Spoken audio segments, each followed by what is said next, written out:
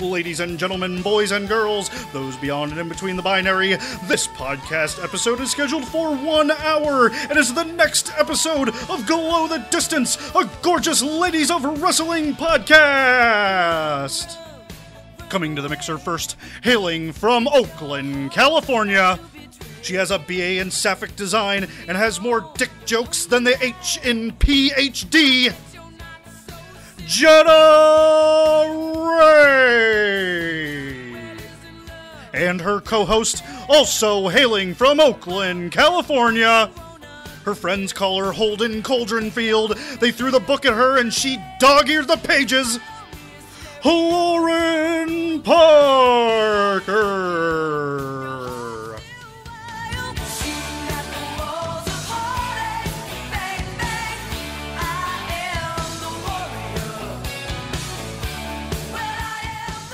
Well, let me tell you something. Lauren, I'm glad to be here this week. I'm glad to be here with you. It's been a hell of a week. I no longer have homophobic bourbon. That's exciting. Excellent.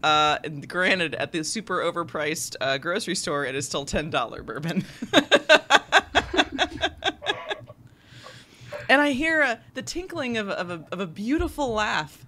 We have a guest. We do. Yeah. We do. Where? So our guest, we have a guest this week. So we're covering, so this is episode 10. Right. We're covering episode 7 of Glow, the actual show. And we have a guest today. We have Lux Lives. She's a model, performer, great kisser. Porn star. I love all of these words. You know, yeah, they all kind of apply to me. Yes, I kind of shuffle between them. So, yeah. So Lux and I actually met while watching Wrestle Kingdom. Yeah, it was Wrestle Kingdom. So Wrestle Kingdom, also known as the Dome show, is the big. It's at the beginning of January, but it's the big end of the year. Oh, so does wrestling have seasons like sports? Well, so typically what big companies like WWE and New Japan have is they'll have one big super show. Mm-hmm.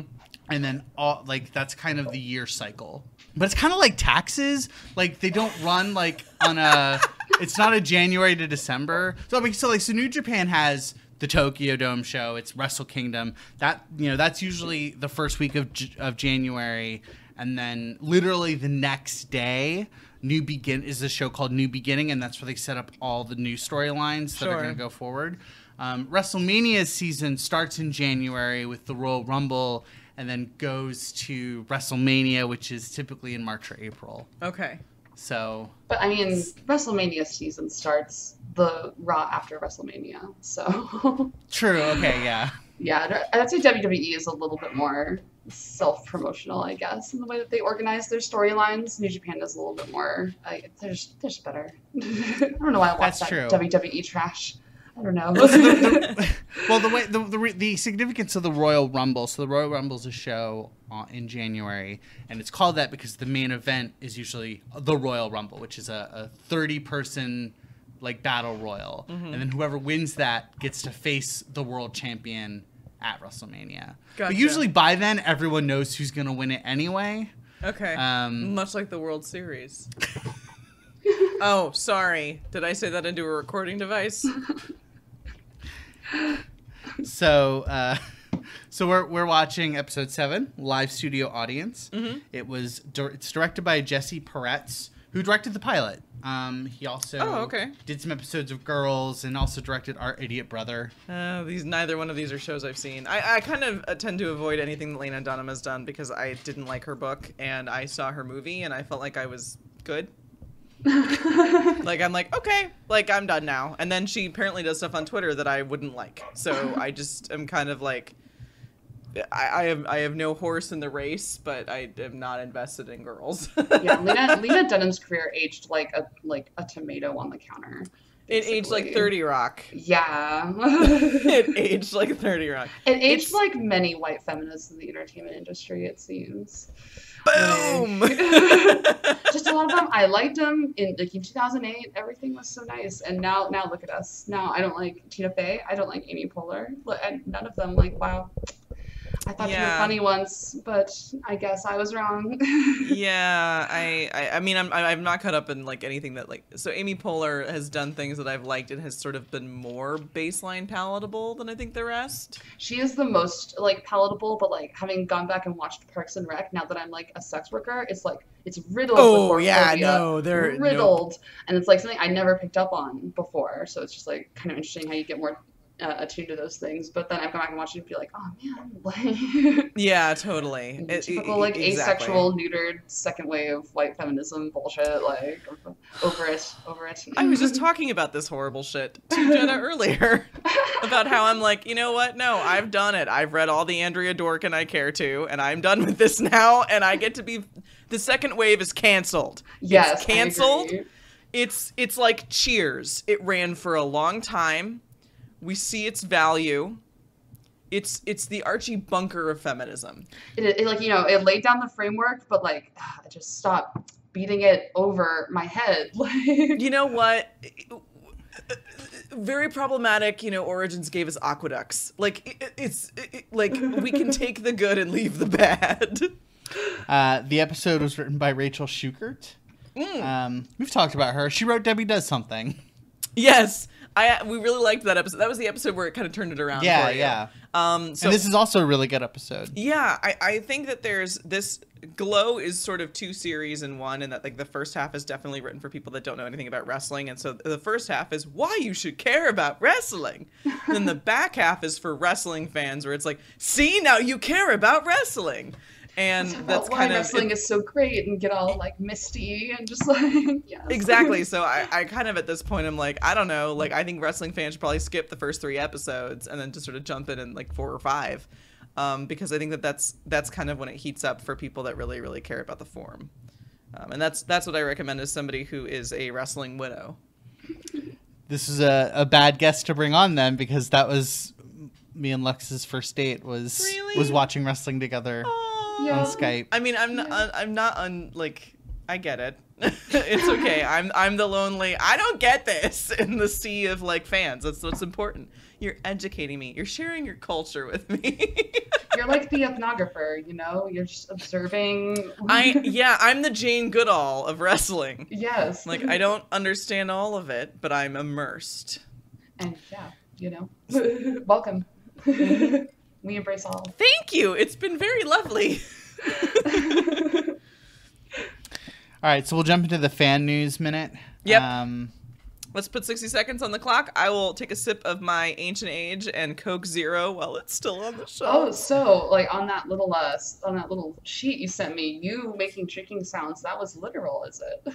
Oh yeah. Yeah. I was like trying to figure that out. All right, nice. I love it. And there it is. All right. So I guess for me, the biggest wrestling news to come up is there's a wrestler named Sexy Star who legitimately injured her opponent on purpose at a recent show at a AAA. So Sexy Star is a luchadora. So is Rosemary. They were wrestling at Triple Mania, which is AAA's big annual show, which is unfortunately on the same day as the McGregor Mayweather fight this year. So I didn't see a thing about it on Twitter really. So yeah, it's like this is a huge piece of news that got totally buried. And yeah, she legitimately on purpose put Rosemary in an armbar, like in a shoot way that caused her a legitimate injury, and it could be a career-ending injury. Wow. What a dick. It fucked up. The silver lining is that it has gotten a bunch of wrestlers to talk about consent. That's cool. Yeah. Okay. Specifically, Joey Ryan, Mr. I hit people with my dick for money. Yeah. The one that wrestles women? Yeah. He's actually on the 9th of September. He's wrestling there's a Wrestle Circus is doing a Texas versus the World wrestling show to raise money for survivors of the hurricane. Oh, okay. And he's wrestling Delilah Doom and one other woman in a triple threat. You want to know the worst part of this? What is the worst part of this? Is that you're telling me all this information and it's all valid, and I'm going to tell you the only thing that I remember about Joey Ryan is that I looked him up on Wikipedia and I remember that he's a Pisces and nothing else. So I'm going to exit stage left pursued by a bear because it's what I deserve. Lux, do you have any wrestling news? Oh gosh, well there's that sexy star biz. I guess like SummerSlam, there's news from SummerSlam. I wouldn't call it news, I guess, that Lesnar won the belt because it was like utterly expected. But I would like to celebrate the fact that there was a championship match between two people of color, one of whom does not like speak English super well, and the other one is just constantly saying that white people are terrible. And like they were in like one of the championship matches together at this like pay-per-view, and I'm just like, man, like it just like maybe there's hope for this world, man. I'm team Ginger, and that was like I think that is news that that happened at SummerSlam and almost nothing else of note. All right, shall we jump into progressive caveats? I'll put 60 seconds on the clock. Some progressive caveats for your praxis. My note here is just make a Tina Belcher noise. Mine is honestly drinking sounds.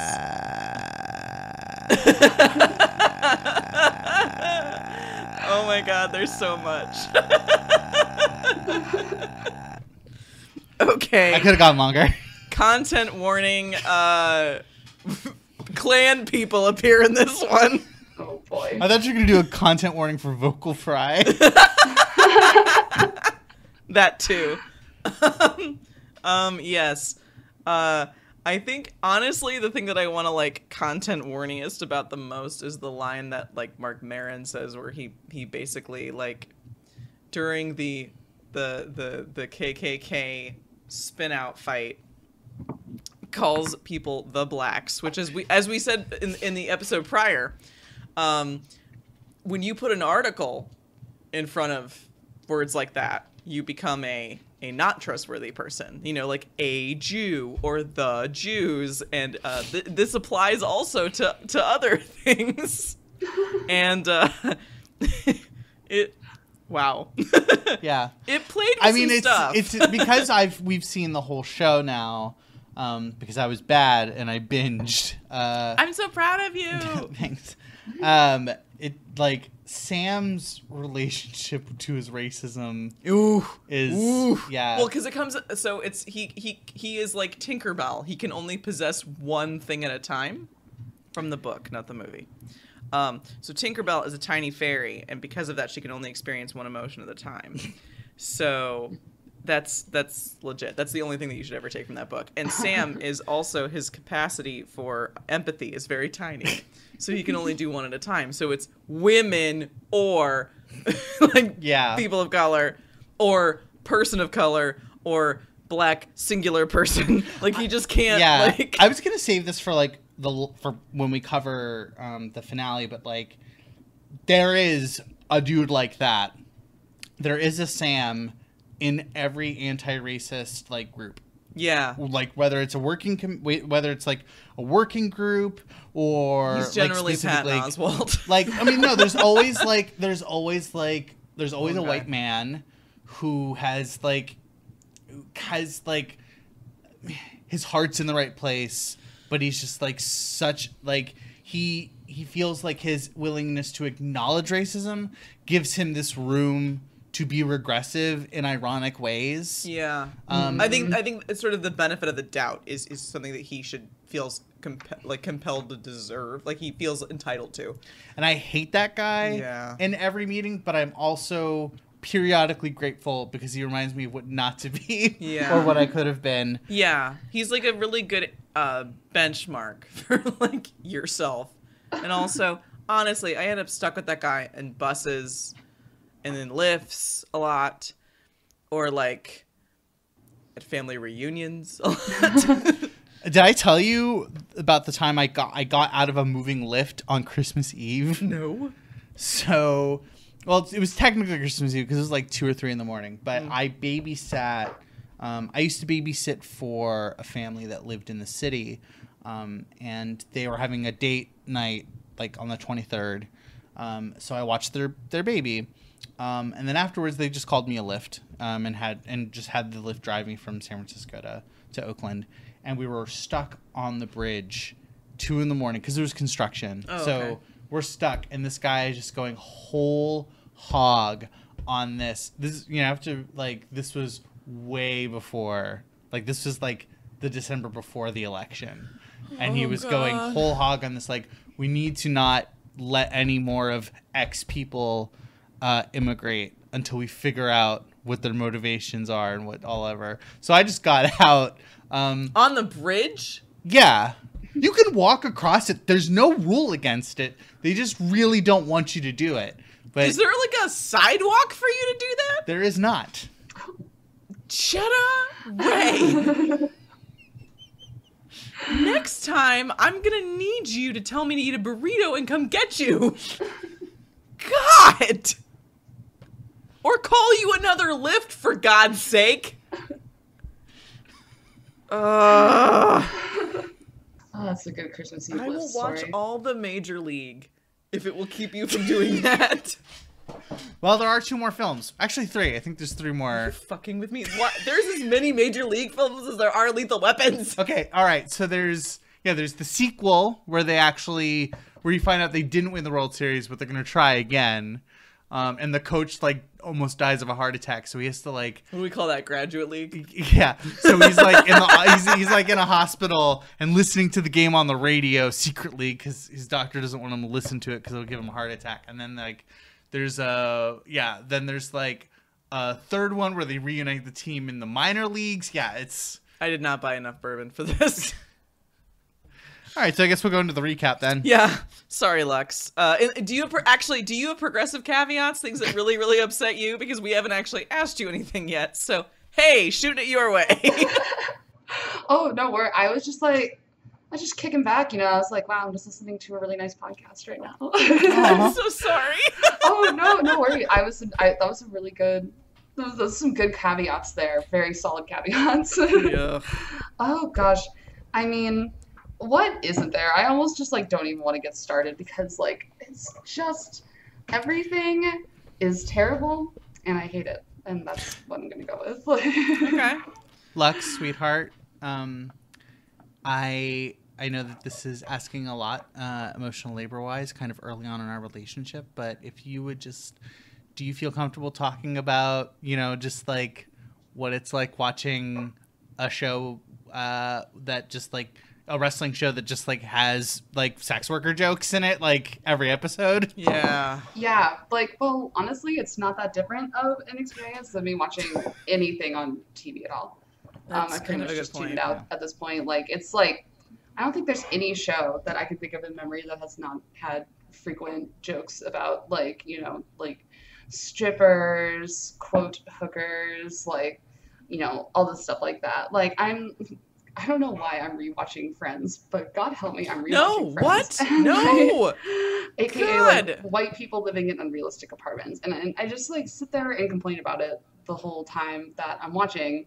But that show also, going back now, I'm just like, oh my God, there's so many jokes degrading sex workers in this show. And it's just going back and seeing this is it's not new, and it's certainly not it translates to Glow.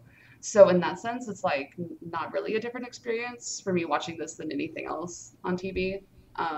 It's just every time it happens, you're just I forgot that. That's how I feel watching everything and trans jokes. I'm trans jokes are the same way. Now I get. Sure. Oh, I've seen maybe 2 or 3 whole episodes of Friends.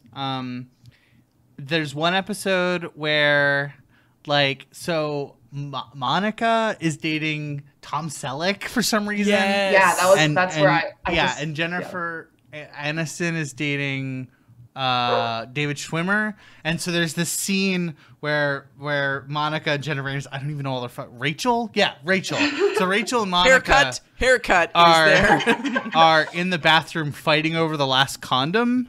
Oh, so that they can have sex. And I just remember watching that as can be is no one giving out handies in New York at the cusp of the millennium? What is sex? Yeah. It's strange. But it lost me. On the one hand, it's like if somebody said, it's cool, I'll figure it out, that would be considered anti-safe sex. It's so fucking bizarre in straight land. Yeah. Totally. Especially like at that time, like, you know, in the 90s and stuff like that, which they just never stop reminding you of with those pre-9/11 New York skyline shots. Like, it's just all the time between every scene. You're just like, yep, okay, I get it. And coffee. 1997. Yeah, because in 97, coffee was constantly a metaphor for bar, but we couldn't call it that. Oh, yeah. And just like whenever they talk about computers, it's so precious. Like, you know, just, yeah.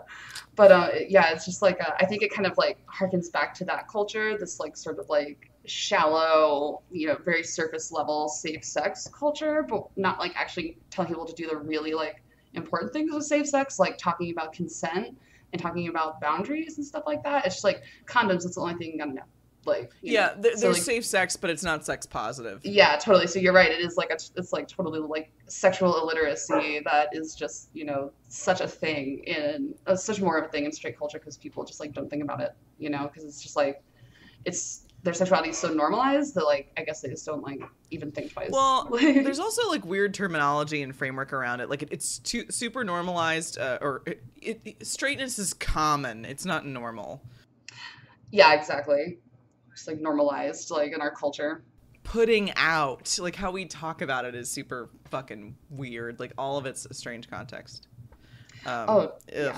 But I did see the one where somebody was dating Bruce Willis. I think it was Rachel was dating Bruce Willis. Yeah. Oh, God, I don't even know they date everybody. And then there's one where like one of them's dating Jon Favreau and he's an MMA fighter, but it was back when MMA had like no rules. Like it was back before MMA had like the rules around like unprotected shots to the head. Because you used to just be able to fucking hit someone in the head with an elbow over and over and over. Yeah. All right, let's. Okay. Actually, so Lux, as our guest. Yes. There's a question that I ask every single guest that comes on. Yes. Lux, as our guest, there is a question that I ask every single guest that comes on. What is wrestling? Porn.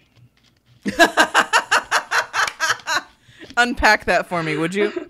Well, I firmly believe that wrestling and porn are like virtually the same. Like there's like a very, very minuscule difference, but other than that, it's like virtually the same in the sense that like, you know, it's like physical and like it's basically stunt work, but like weird stunt work, and it's like about like developing a character and a persona and trying to get that over with your fan base, and if that doesn't work, trying something else, you know. Like I can listen to like podcasts with wrestlers and the things they say about the industry, I'm like, you could take out a couple of nouns and you could take this exact piece of advice and apply it to the like porn industry, and just like when I watch it, you know, just like just the dynamics that they set up between characters, like it's even beyond like, it's like obviously like they're like sweaty and they're just like kind of mashing their bodies together, but it like goes beyond that, you know. And yeah, it's just like, you know, these like the storylines and like just the way the whole wrestling world works, you know, like the laws of the wrestling universe are very similar to the laws of porn universe.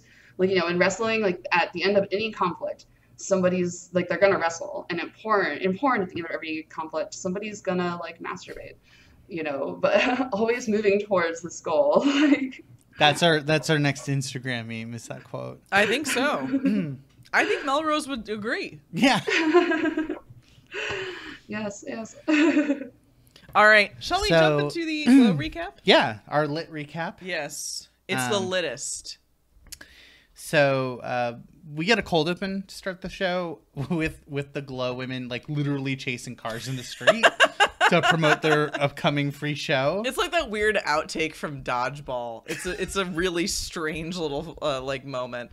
That's like me promoting my porn though. I did the exact thing. I'm just like clutching these like poorly made flyers and just stuffing them wherever I can find them and be like, go to this weird website. Like this show I relate to on a number of levels in that I'm like a really like lowly independent porn, just putting out my smut, just trying to get someone to look at it. That's all art, I believe. Yep, exactly. Her art's real good. Oh. I believe it. Yeah, I know you're a big fan. We'll be endorsing her art in the show notes. Yay! Give Lux money and us money. Everybody needs money, guys. Sheila is very excited because she has met Rob, and Rob has promised to bring his whole coven to the show. What is the requirement? Like, what is the minimum requirement for, like, a coven? So, like, in DSA, like, a steering committee is 5. Minimum is 7. 7? Customary 13. Oh, So is it all... wow. Okay. Does it have to be a prime number? It has to be a magical number. You know, like, so I actually just watched this episode like an hour or two ago, and I remember they show some of the members of that coven in like the wrestling scene, in the scene with the actual show and stuff like that. Such bored goths, I feel. Well, exactly. Like, you had anything better to do. At first, yes, but then as they're like swept away by the magic of wrestling, like at first they give these like sort of like gothy golf claps, you know, like it looks like they're like stroking some kind let of the cat, vampires do their thing. Yes, but then like by the end they're like chanting like USA, you know, the Goths too become rednecks in the end. But if memory serves, there were 7 of them in the crowd, so I think you might be right about that. Customarily, an official coven is 7 or to 13. It can get bigger. I don't necessarily recommend that you do that. But magical numbers are 7 and 13. I mean, you could do a tight-knit circle of 3 women, but like, or 3 people, 3 magical practitioners. It doesn't have to be women. But that's sort of the general rule. The thing that I like about Rob is that he seems very overwhelmed by Sheila. I like that Sheila has this impact across the board. Like, she has no community. She is a typical lone wolf. She's like, I'm excited about this for now. I love Sheila. And then our next, so then we go, you know, big credits, you know, big neon splash, and then we're at the gym, and all the wrestlers are looking at their lineup for the upcoming Friday show. We finally hear someone speak Welfare Queen's shoot name. Yeah. But only because someone is correcting her. Because she's like, oh, I made the list. And someone's like, everyone made the list because it's just the matches. Yeah. She's excited because she's teamed up with Cherry against the Biddies.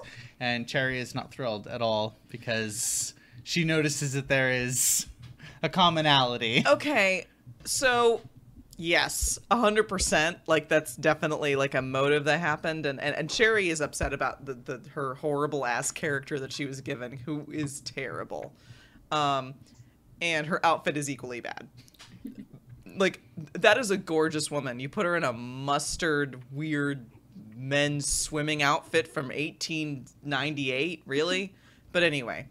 But this is also, like, the first time that the 2 black women in this cast have ever talked to each other. Like, they never talk to each other. And that is irregular. Like, that almost seems a bit like a move by white writers, where it's like, no, we can't have the black people talk to each other because then we're racist. And so it was kind of nice to actually see them kind of come together and clash a little bit. But, like, you know, they need to team up. That needs to happen because it's a sea of white women. And Ruth and Debbie are obviously in the main event. Ruth is enthused. Debbie put upon. Debbie needs to get her fucking house in order. Yeah, honestly, Debbie just like... I don't know if just because she wears that American flag suit, I'm just over her shit. 100%. Like, I think it's because... no, it's not even that I'm non-monogamous, but I am like, girl, you have no other gigs. Do the thing. Yeah. Oh yeah, exactly. It's not that I'm like non-monogamous. It's that capitalism has brainwashed me. It's okay. It's all right. I'm so sorry. So our next scene, we get Sam and Bash in their first official production meeting. Oh, and Bash is so excited. Sam says that he needs another video camera because his got stolen. Bash is offended and says it's coming out of his salary. For kind of context, Justine took the camera. That was her big move. We call that dramatic irony. Yes. Or we, as the audience, know. Yes. I'm just trying to relate to you because I know you. Because of author shit. Well, because I was going to say, because you have an English degree, I don't know if you actually don't. I do. So it's Okay. 3 years of an English degree, largely a poetry concentration, and then finished my degree in creative writing. Right, okay. So after I got sick of studying why words come in the order that they do, I decided to put them in the order that they do. That's very dominant of you. You show those words who's boss. That's right. So Bash insists that this camera will come out of Sam's salary because this is about trust and thrift. So Sam addresses the girls and says that he wants his camera back. And he says, no questions asked, except you'll be immediately fired because there's too fucking many of you anyway. And my note here is like, there are 13 girls. I wonder if this plays a part later in the show. I like that Bash is suddenly offended that he's supposed to be the rich guy because that was saying like you're just using me for my money. Yeah, I came here like, with money. That was kind of, you bought everyone on, like you bought 14 people, 15 I guess including Gregory, into your cockamamie idea because you wanted to have a thing. Like he just wanted to have a show about women's wrestling. I don't fault him. I want that too. But I am like, what did you think your job was? Everybody wants to be a sugar mama or daddy, but nobody wants to actually put the lumps in. I know. It's dark and real. So next scene, I haven't figured out how to do segs in between scenes. Well, things move around really quickly. It does work a lot smoother in the show, but like in the recapping, it's like, and then moving around a space and then cut to a new space. So Cherry and Carmen show Ruth and Debbie a sequence that they can use in their match. And Debbie unimpressed. She thinks it's boring, and it's based on a sequence in another match. But Ruth tries to like cajole her with assertions that they can just spruce it up and improvise on it, and it'll be great. In the same exact tone your mother uses to convince you to wear a dress that will look terrible on you, but it's to please your grandmother. Like, it's like, oh, we can take the puffy sleeves off, and then we can add a bust. Like, it's just that kind of like...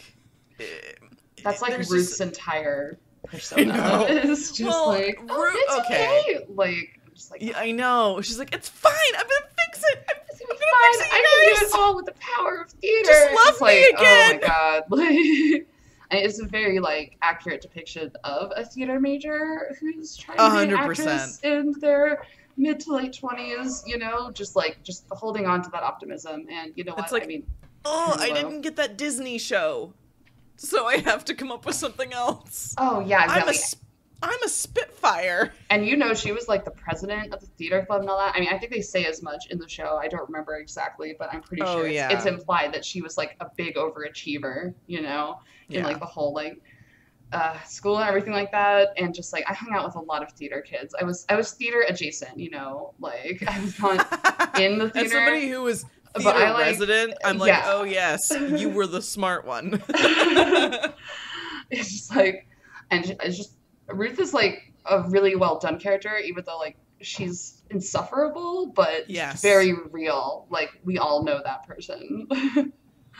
Well, and so I think her insufferability is kind of what adds to Debbie's humanity. Yeah. Because part of it is I'm like, I get it. She fucked your husband. You have to stare at her. It sucks. But also, she's like really like about it. Like she's just so kickable. Mm-hmm. Yeah. I would think that like Debbie, if nothing else, would be brought over by just like Ruth is just pathetic. Really, just an unfortunate soul, and like I just don't know how honestly Debbie has the heart to be mad at her, because I'm just like she is just not doing well in life. Like I say, I just.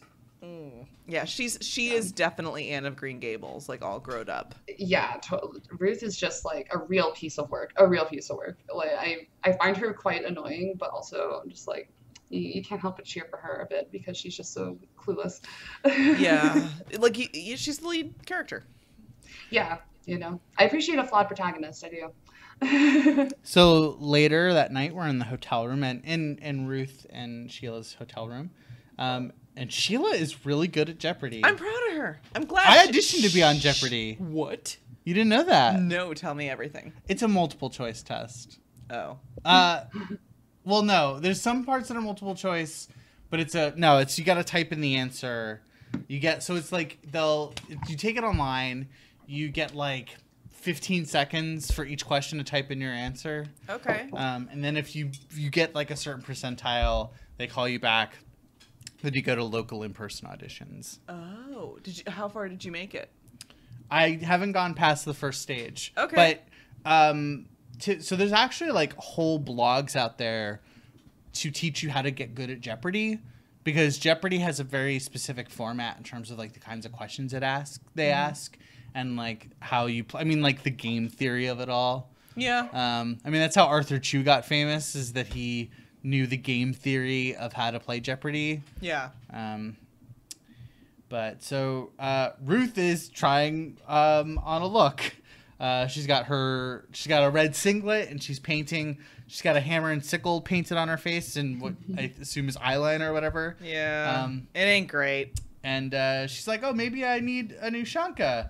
And I'm not a fan of status politics, but I do love Soviet fashion. It is. Well, red is such an enticing color, but also I like that she went from I don't know what the metal thingy is, and I don't know what the dolls inside the other dolls is, to like, I need an Ushanka. Like, I like it. We're putting effort in. She's Hermione Grangering this whole thing.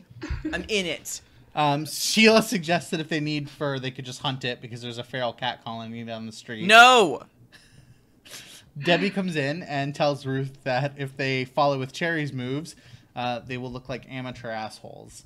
And then Ruth's like, "Oh, you'll look great. You'll be great." So like, I have to say that like, Ruth's cloying desire to be liked is like a sunburn. It's like at first you don't realize how bad you got burned, but then like 6 episodes later, it is unbearable on contact. Like it's a little much. Yeah.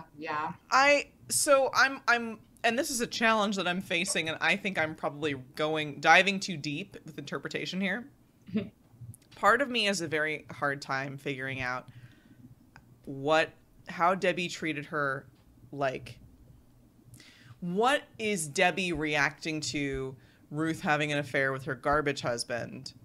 And what is Debbie reacting to Ruth? And, like, Ruth's personality. Because I kind of believe that Debbie would do this regardless of the affair. Like, she's more withdrawn, of course. But Ruth is so, like, she's like a sycophantic normal. Like, and part of me is like, I bet Debbie treated her like this the whole time. Yeah.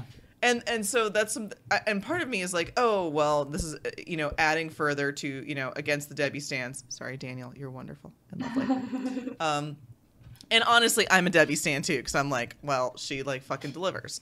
But also I'm like, I kind of get it. Ruth's unbearable. Like, she's just so hard to like witness. And you do want to, like, I don't want to coddle her. I don't want to hug her. I want to scream at her to just get her shit together and be a person so that we can carry on with this thing.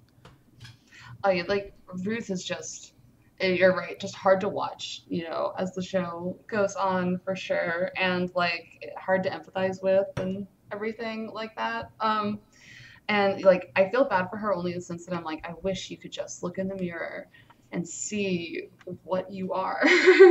And maybe, like, the fact that she is so blind to how awful she is to just be around, like, and just she's so desperate. And that's the thing. It's like she and Debbie clearly have this like high school relationship of like the theater nerd and the popular girl who like ultimately wants what the other one has. Like, Ruth wants to be liked as much as Debbie, and Debbie wants the drive and like the confidence in her talent that Ruth has, you know? And so like, there's like, this like envy that's like always, that's there, like a classic sort of dynamic there. But like, they really just don't pull any punches, so to speak, when it comes to Ruth. And the power is flexible, and this is the challenge that all of us like grown-up theater nerds have to face, is that at some point you're no longer the underdog.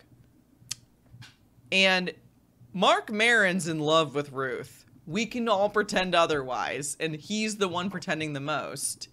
But like, the director is in love with you, and he is going to guarantee your weird, crazy ass is going to be in this position because he like adores you, and he's probably going to cast you in that movie even though he's banging Rhonda. Like, you can't, like, this is a woman that's like lost everything, and in her mind, I think in Ruth's mind, she's like, well, Debbie threw it away. That's not fair.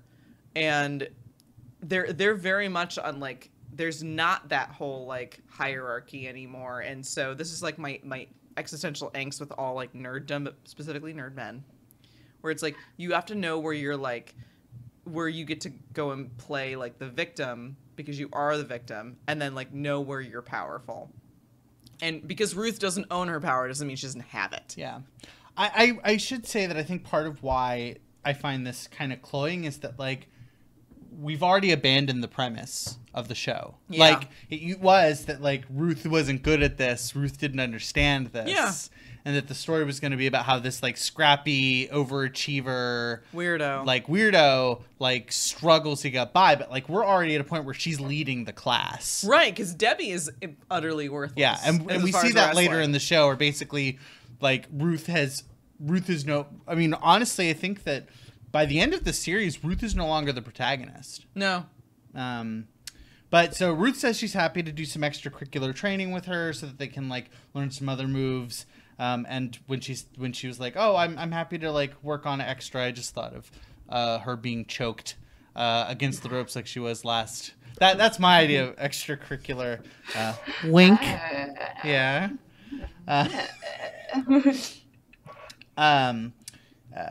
Debbie says that she's not really interested in having a friendship. I think that's actually establishing good boundaries. Like, as normally you read that as bitchiness, but I'm like, no, she's just like, okay, she heard about this whole heel, like, babyface relationship from wrestling before. She's like, look, I guess we can do that. Let's do that. Like, I think that's fair. Yeah. And then it turns out Debbie good at Jeopardy too. She's so good. And then in Keith and Cherry's hotel room, Keith is showing off his new referee outfit. So in the beginning of the series, I was kind of met on Keith because like our first interaction was him basically pressuring his wife to take a job that was like too hard on her because he wanted the bathroom redone. But like their relationship is one of the purest parts of this show. I love how genuinely supportive he is. I love that he's like so gung-ho to be a part of this weird thing that she's doing. Like he moves into a fucking, like, what is he doing all day? He is probably staring at his own toes, but he's doing that for her and for her career and cares about her. And also like, I resent that he has to exist to humanize Cherry, but he does a really good job of it. I also think that it's pretty great that in a show about women who like are women who are encouraged to develop like weird body issues. Yeah. That like we have a positive male protagonist who's just like a chubby, hairy dude. Yeah. He's a chubby, hairy man of color. And he's like wonderful and great, and they have sex, and it's not weird. And, yeah, and also like the fact that he's like chubby and hairy, he doesn't think it's like some kind of like gross like existential injustice. Like I think Sam kind of thinks. Sam does. You see Debbie kind of like do this whole thing with Mark, where she's like, "I'm gonna call him fat because he exerts all this power over my life," and you have Cherry and Keith who are just like happy together. Yeah. And there's not a whole lot of, like, for all the heterosexuality that abounds in this show, there's not a lot of happy heterosexuality. Yeah. Fun like, fact. Not on TV in general, honestly. Yeah, exactly. Fun fact, a lot of heterosexuality is pretty unhappy. Mm-hmm. But, like, this is, like, nice. Like, they're just, like, good and kind to each other, and Keith is kind of, like, grounding to her, where it's like, here, let me support you in your time of, like, frustration. But also, I want to be part of this thing that you're doing. It's wonderful. Cherry's a little upset that she's in a tag team match, which this show has like a particular like has just like a particular stigma towards tag matches, which I, as someone who prefers tag wrestling and who knows that in the 80s tag wrestling is kind of a staple of the sport, but I also understand it comes from a very particular personal place for her. Well, yeah, Cherry's issue with it is special. It's not that she's basically been a stunt actress up until now in Sam's films. She was doing blaxploitation films, which stopped happening. And you know, she never gets to star in a role. Like, I think she's like, I'm fucking owed this, and I would kind of agree. Well, she clearly has like her shit together by far the most of anyone on the whole show. Like, and she has to, and she knows that. Like, it's not even like a thing that she elects to be. She's like, oh, I know, like, I have to sign on to be the wrestling coach, even though I don't really know how to wrestle, because I know that the only way I'm going to be able to guarantee that I'm going to stay on this show is if I do that, because she gets handed a shitty ass character. Yeah, that's true. What is Junk Chain? Like, it's just another example of, like, you know, women of color getting handed half as much and having to do twice as much as like white people to make sure like whatever the thing is gets put together, you know. So yeah, it's just like what happens with Cherry, like one of the only like functional people, and you know, she's put upon to do so much more than she should have to, and she should definitely get paid more, you know. But like that happens like all over TV, all over real life, you know. That's just like it's the very glue holding together this like so-called society. Also context, like Cherry is a house presumably with her husband, like she's you know, quote, an adult with like an adult ass life, and she's gonna go and like move in with the other kin and with the med student and with the 19-year-old can't figure out blowjobs kid and Ruth and Debbie and their big bag of bullshit, like. And then the biddies who are just like, I don't know. Like, I don't even know what their names are. I call them maybe Sandy and Blonde. And so I'm like, it's like, she's below her pay grade in some ways. Like, she's really kind of like doubling down for this because she's worked with Sam before and she needs the work. And I think it's kind of important to kind of clarify that it's, you know, it makes me sad that Cherry is not given a whole human perspective, but she is with Keith. So it's like, okay, like you get to see her as like a beautiful, wonderful person being cherished and loved and cherishing and loving somebody else. Keith tells her that she'll do great. She just needs to put in a little something, and that gets them to do this like dance together. And then they kind of wrestle in the bed, and he pins her. And then he goes, "You're out." And then Cherry has to wrestle-splain to him that referees don't do that in wrestling. But if I can put my glasses up for a second, some referees will do the "you're out" gesture in the event of a submission or fight stoppage. Just FYI.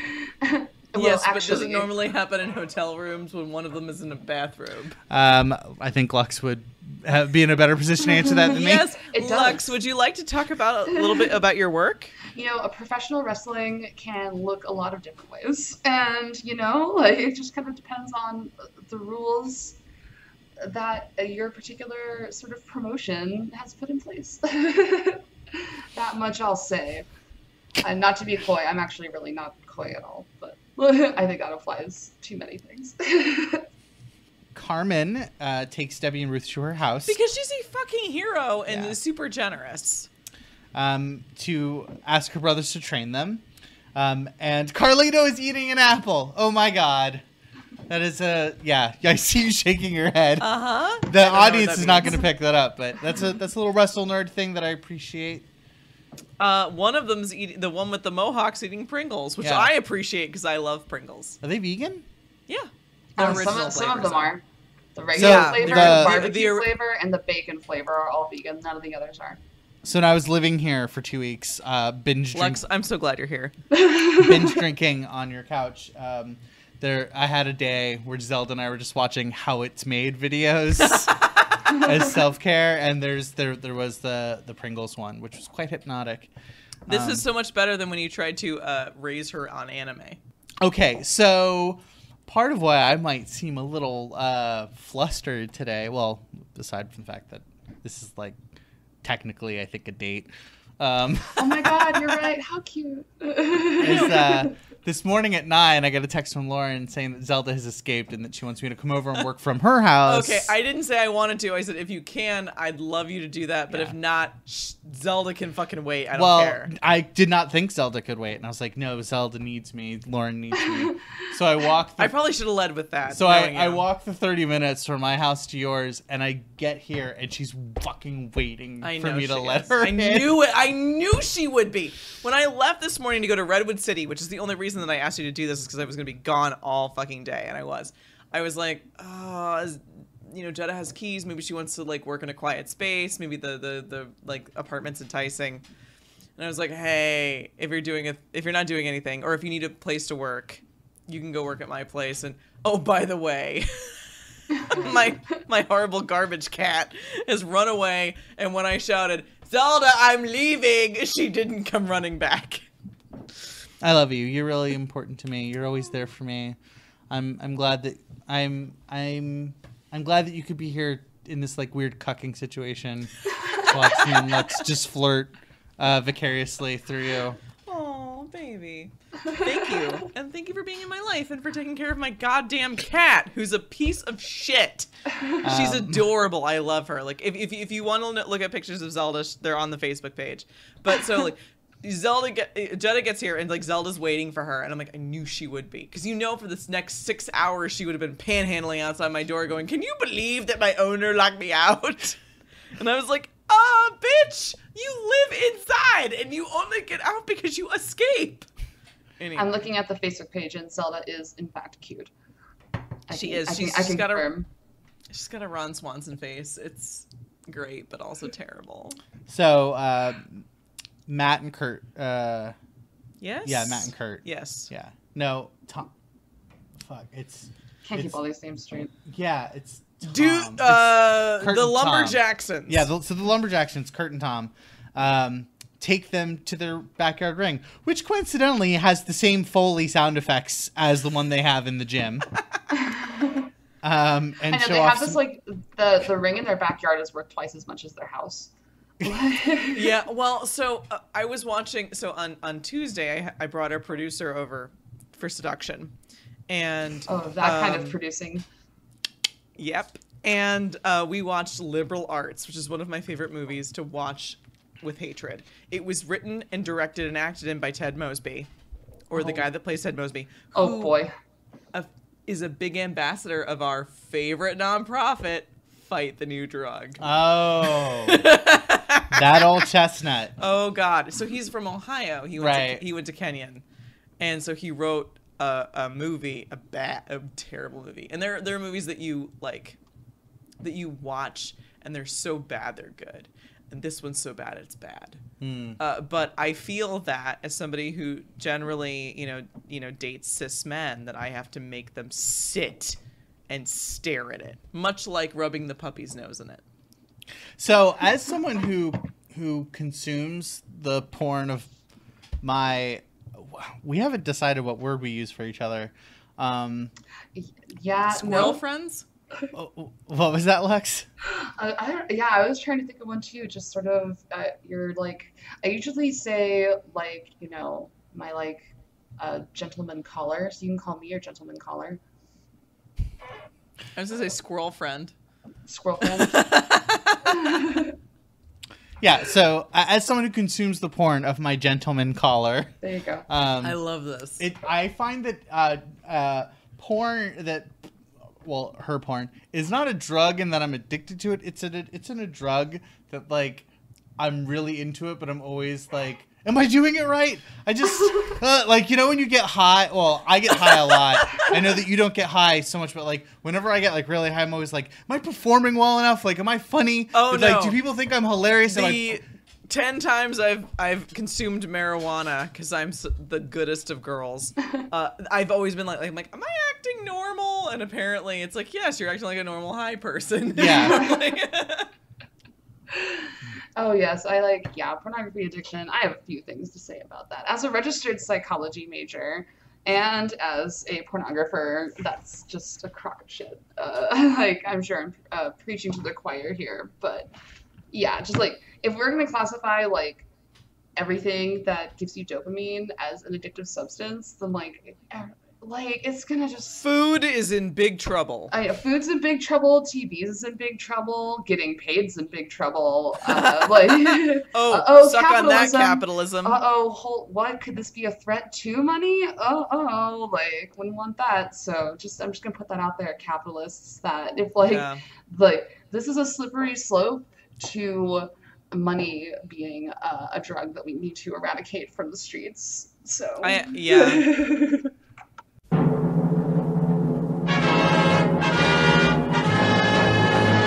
Debout les damnés de la terre, debout les forçats de la faim. La raison tonne en son cratère, c'est l'éruption de la faim. Ruth and Debbie kind of explain what they're looking for. They want to learn some like more impressive moves. At one point, Debbie's like, "I literally want them to shit their pants. I want to fly," and which is not. It's like not funny now because recently there was about a month ago or so there was a problem, an instance where a wrestling company vastly oversold the capacity of the venue that they rented. And then they ran out of water, and so people like suffered heat stroke.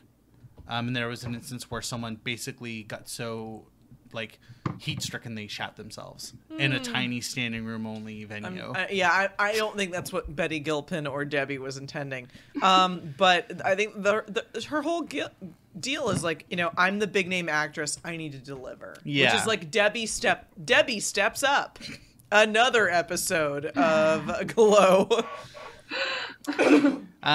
So the brothers show off some moves: the headbutt, shoulder tackle, drop kick, which are great. But they're like, I'm like, that person just brought their feet up to that person's chest, and nobody died. Also, that person was like 250 pounds and moved with the agility of like a tiny 80s gymnast. And like they just don't even like blink an eye, and I'm like, that happened. Like what? That was a cool move. You should learn how to do a drop kick. Like I know it's worth noting that like so Carlito, who's Kurt, is the smaller Fro or Mohawk. Fro. Okay. He's the smaller one of the family. He's like the smallest wrestler in the family. At only 6'2". Right. But he's heavier than he's bigger than I am. Yeah. Like wrestling is very weird. It really distorts your perception of like bodies. Okay, so I'm a blogger for my circus gym, and also I so I spend a lot of time around circus performers going, what's your deal? And acrobatics is really difficult. Mm-hmm. Like bringing your body up, especially how your body is proportioned, into the air. Like being short-legged, long-torsoed is the key advantage. But like for that person of that size, whether it be like what we consider fat or like muscle or just bulk, that's a lot to move around. Like that person is a tiny missile. Yeah. At 6'2", they're quote tiny. And like for someone to be that spry and to be like that spry on the fly, because again, that was like take 6. Mm-hmm. It's just like, as somebody who's like in the wellness industry, I'm like, God damn, like that's great. And then during the sparring, Kurt Jackson does a springboard corkscrew plancha. It's not technically a moonsault for reasons which I'm sure would bore you if I described. Probably. But yeah. But Debbie very impressed. Debbie breathless. She says that's the thing she wants to do. Don't care how I want it now. God, she's the fucking Veruca Salt of all things. We're back at the gym. And Cherry has approached Tammy with a plan to make some changes to the match against the Biddies, which we are, as of now, unaware of. Yeah. Tammy seems a little worried that Sam would be upset, but Cherry points out that the optics of a rapper and a welfare queen beating on 2 old women are pretty bad. Okay, time out. So, yes, I understand this, and this is definitely a move to manipulate Tammy. And I think I like that Kia Stevens' character is consistent, where she just cares about everybody. Yeah. I think that's really wonderful. It works against her like it works against everybody that cares against other people, because capitalism is a bitch. But no one is gonna care that you beat up on old white women. You want to know why? Old people don't add to the production line. Boo. 2, it's hard enough to get donations for Meals on Wheels. Like, people don't give a shit. Yeah. Like, it would so not be a big deal. But, you know, Sherry milks it, and kudos to her. And when Tammy asks if the sisters will play along with their scheme, Cherry points out that the sisters are making each other laugh by running face first into the wall. That is sort of true. Which, according to the Glow documentary, is what the cast actually did. Like, they would just throw themselves into the wall as, like, a sign of toughness. I forgot that part of the documentary. Wow. Yeah. It's funny that, like, because this is such a... I mean, this is a show about, like, women, but it's something that's, like, typically male-driven. You get these, like, male archetypes played by women. So, like, the two stupid stoner dumb friends that just make each other laugh all the time. Like, that's you get that in almost any other TV show, but like here it's got to be done by two straight, very femme, like very like, you know, normie women. I love it. Yeah. I mean, because believe it or not, we have those bitches. They're great. Oh yeah. Just dumb, like, just goofy, stonery, like, white women running into walls, intentionally injuring themselves, and, like, being played as fools. They have really good connections, they have really good booze, and they're generally very generous. I cannot explain. We get a montage. We get the mother of all montages. We get a montage to Stan Bush's Dare, which is originally from Transformers, the movie soundtrack. I have a lot of complicated feelings about Transformers. Me too, as somebody who wrote what I think Transformers 4 is about piece, in which I'm pretty sure it was about King Arthur. That's the newest movie. Yeah. Yeah. No, there's an entire, like, Arthurian, like, knights part of the trailer. Yeah. It makes no fucking sense. Yeah. Michael Bay could just eat my asshole. Well, it's actually, no, he cannot. Yeah, don't give him that. No, like, Transformers are like, they're like they're like Doctor Who. Like, they're so vast and powerful that you have to keep finding new ways in which they have fucked up our timeline. I know. Like, it's, you know, it's not an... Which, and then Chuck Tingle rides in on a golden unicorn to correct.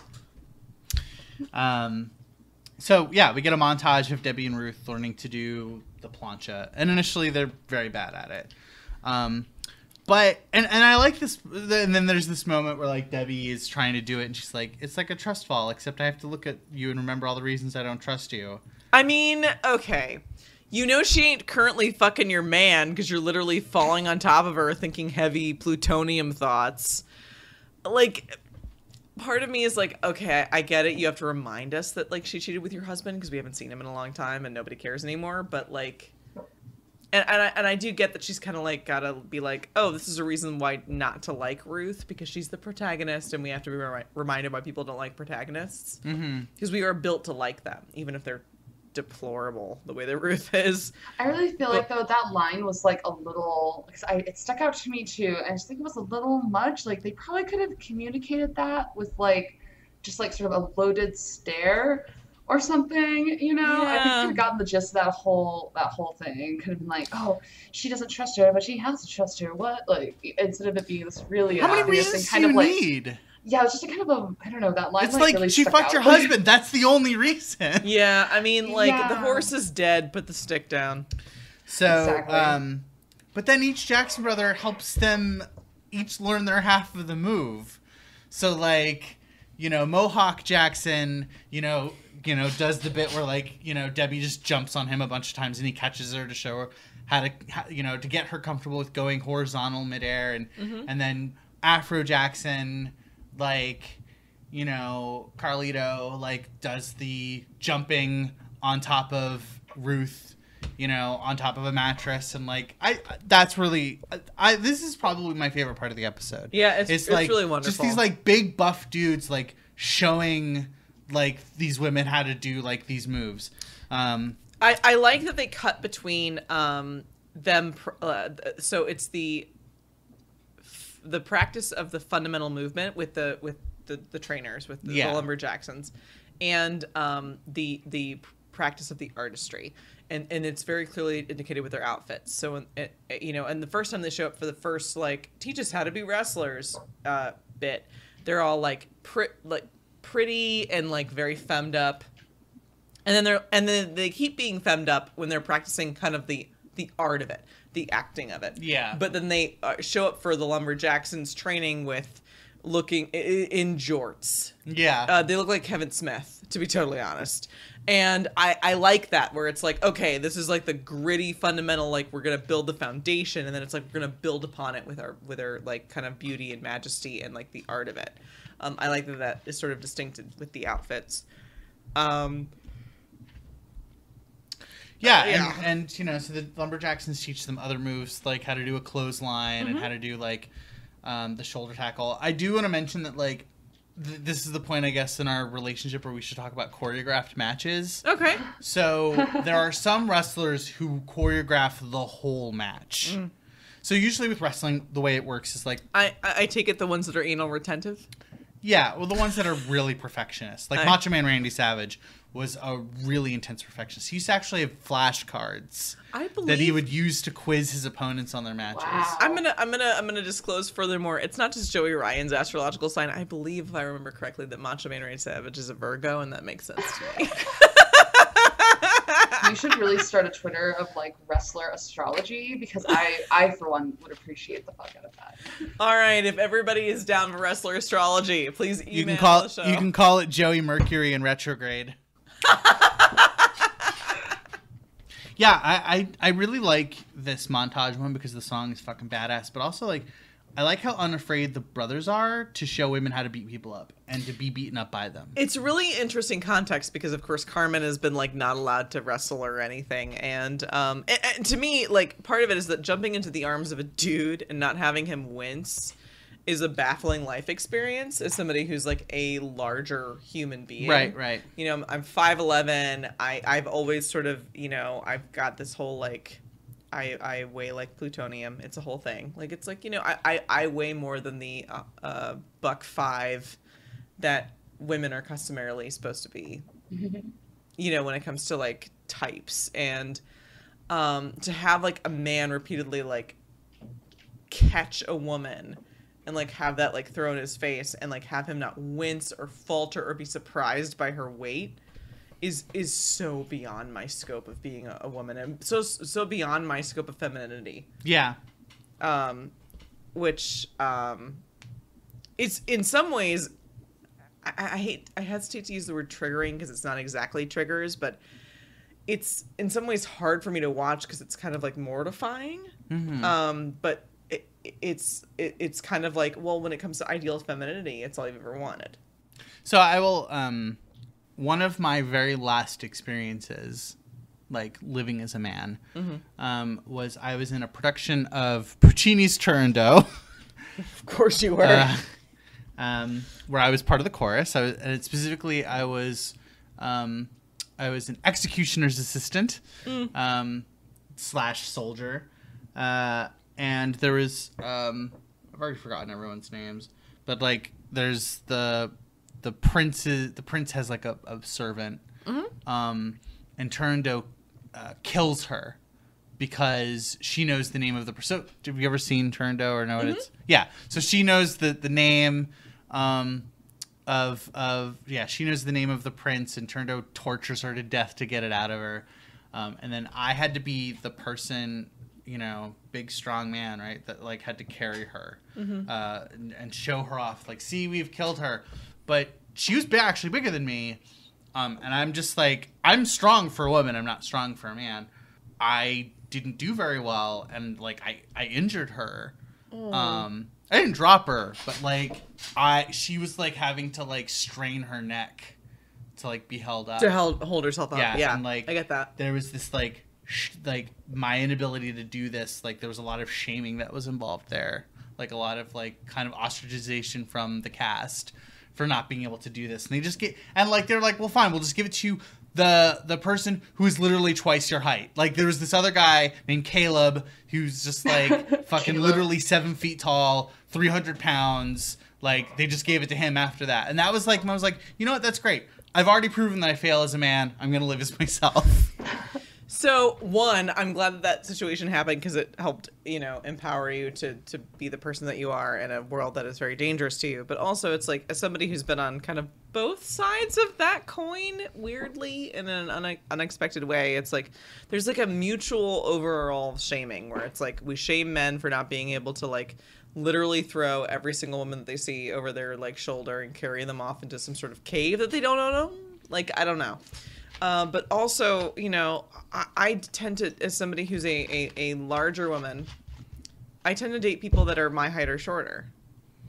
None of my partners can like throw me around. Yeah. And that because like, I've been 5'11" since I was 12. It's a thing. And so it's ultimately my size cannot be part of my femininity because it's like it's not available to me. I was not little and cute. It's interesting. You have two male partners who both have like pretty pronounced facial hair, and I'm bigger than both of them. Mm-hmm. And that's like sort of interesting to me. So, some of it is it's like I'm attracted to the men that are attracted to me. Yeah. And I tend to attract people that are my height or shorter. Yeah. It's cool you're 5'11" also because I'm 6'1", so hello, fellow tall. Oh, really? she's taller than me. It's actually really great. High fivesies. I mean, like, if you're over 5'10", then I'm like, yep, you're tall. And then you see like 5'6" women show up and they're like, it's so hard to be tall, and I'm like, who invited you? I know, yeah, for real. Like no offense, but no. Full offense, actually. I'm like, so come up to me and tell me that it's really hard for you to buy clothes. Okay, like I have. I know. Oh God, your struggle is so real. Excuse me, I have to go drown myself. I haven't bought pants in years because it's such a pain. I can't own pants. No, I own one pair of pants. And I've seen you in them once. Yeah, they're awful. Yeah. Well, I have one pair. They have like so many holes in them. They're virtually unwearable except for that I'm really slutty, and so like I make it work. But when I was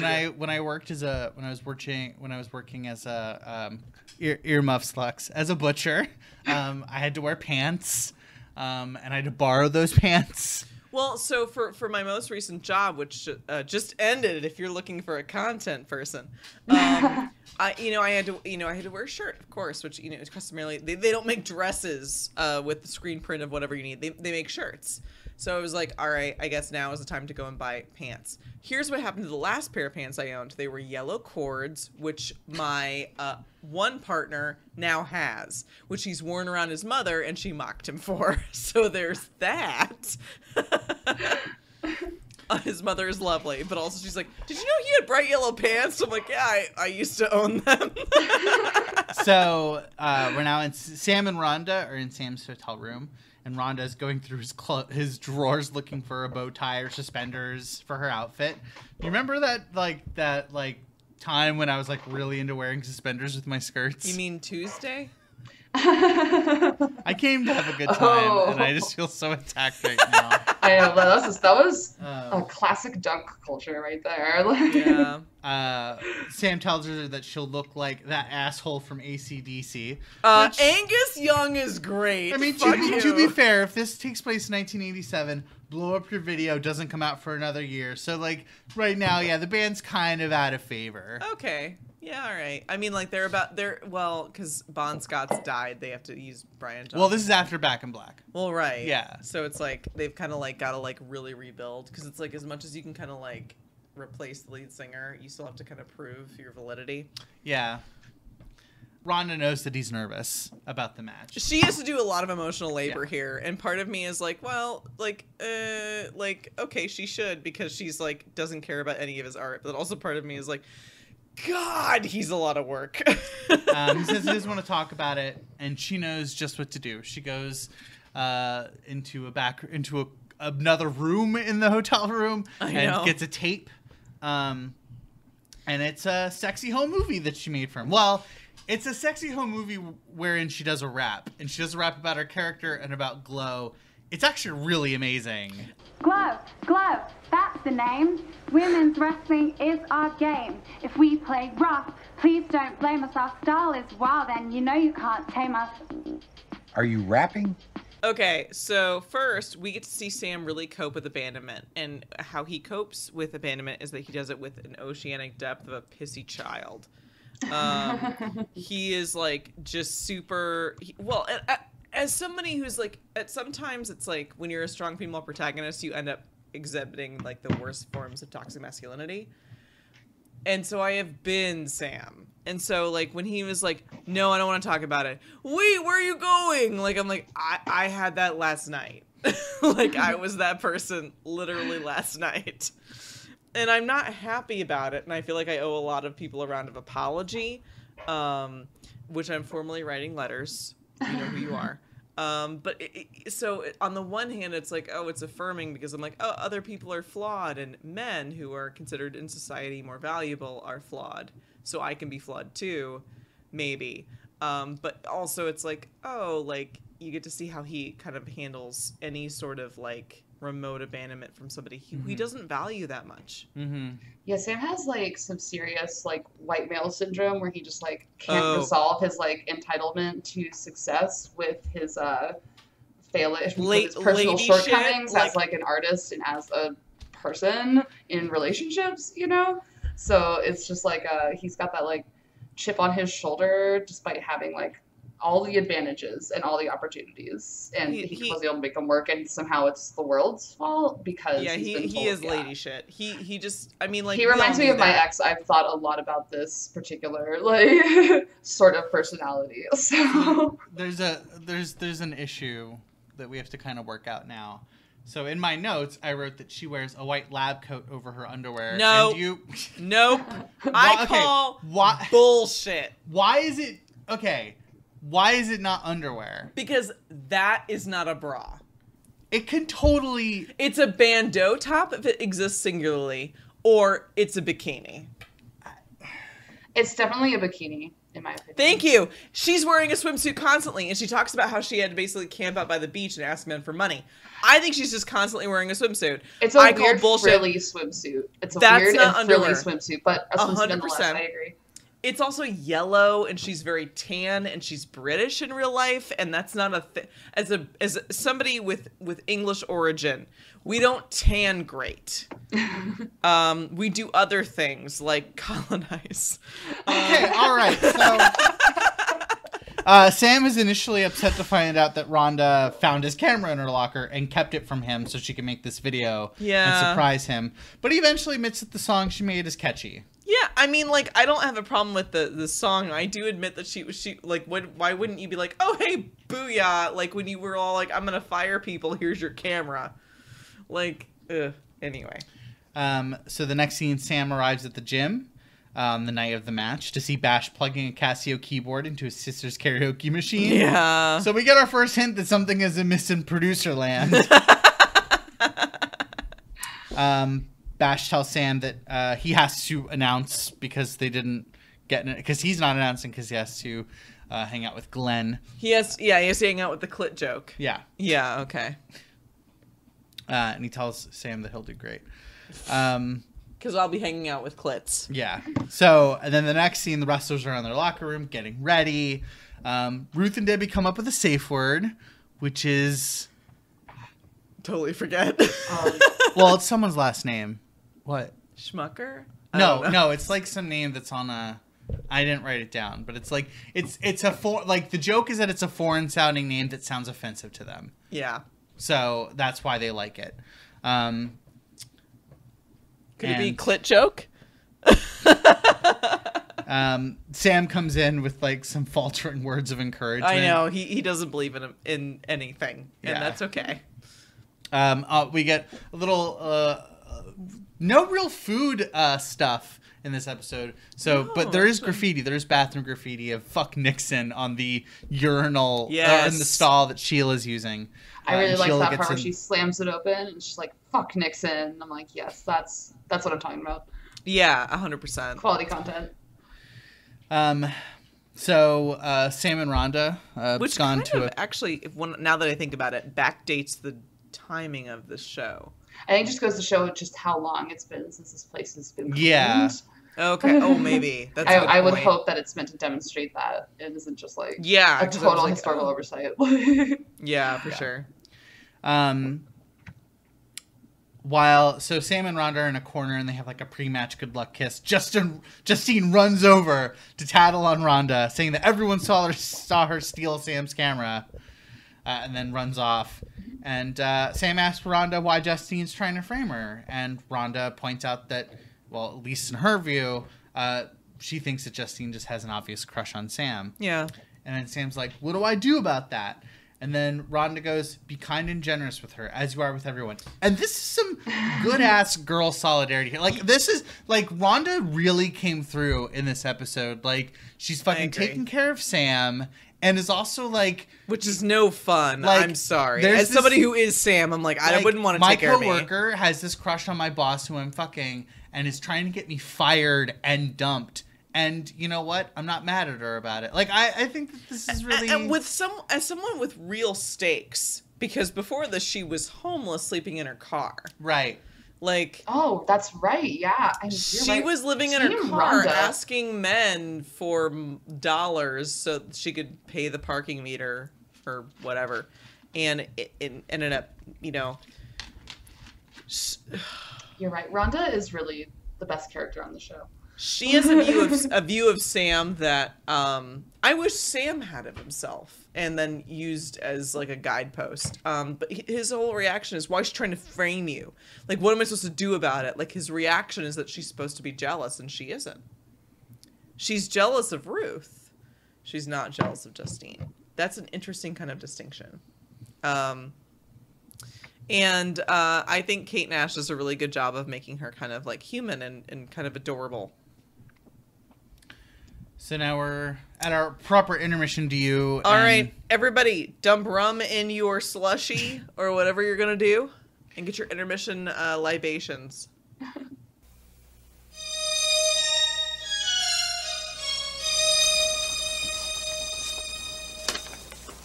Dear Ashley, after 20 years of marriage, our love life has ground to a halt. Do you think a trip someplace romantic will help? Signed, Eager. Dear Eager, an exotic vacation would do your sex life a world of good. And make sure you send your husband someplace nice, too. So, we're back from intermission. So, on wrestling vocabulary, today, Lux, would you like to explain the concept of stiffness and working stiff? I'm so glad you selected me. I'm a bit of an expert on stiffness. To stiff someone in a wrestling match, specifically, that is to use a move where you take it too far, either on purpose or by accident, but usually on purpose. Much like, example, Sexy Star at Triple Mania stiffed Rosemary. Yikes. Okay.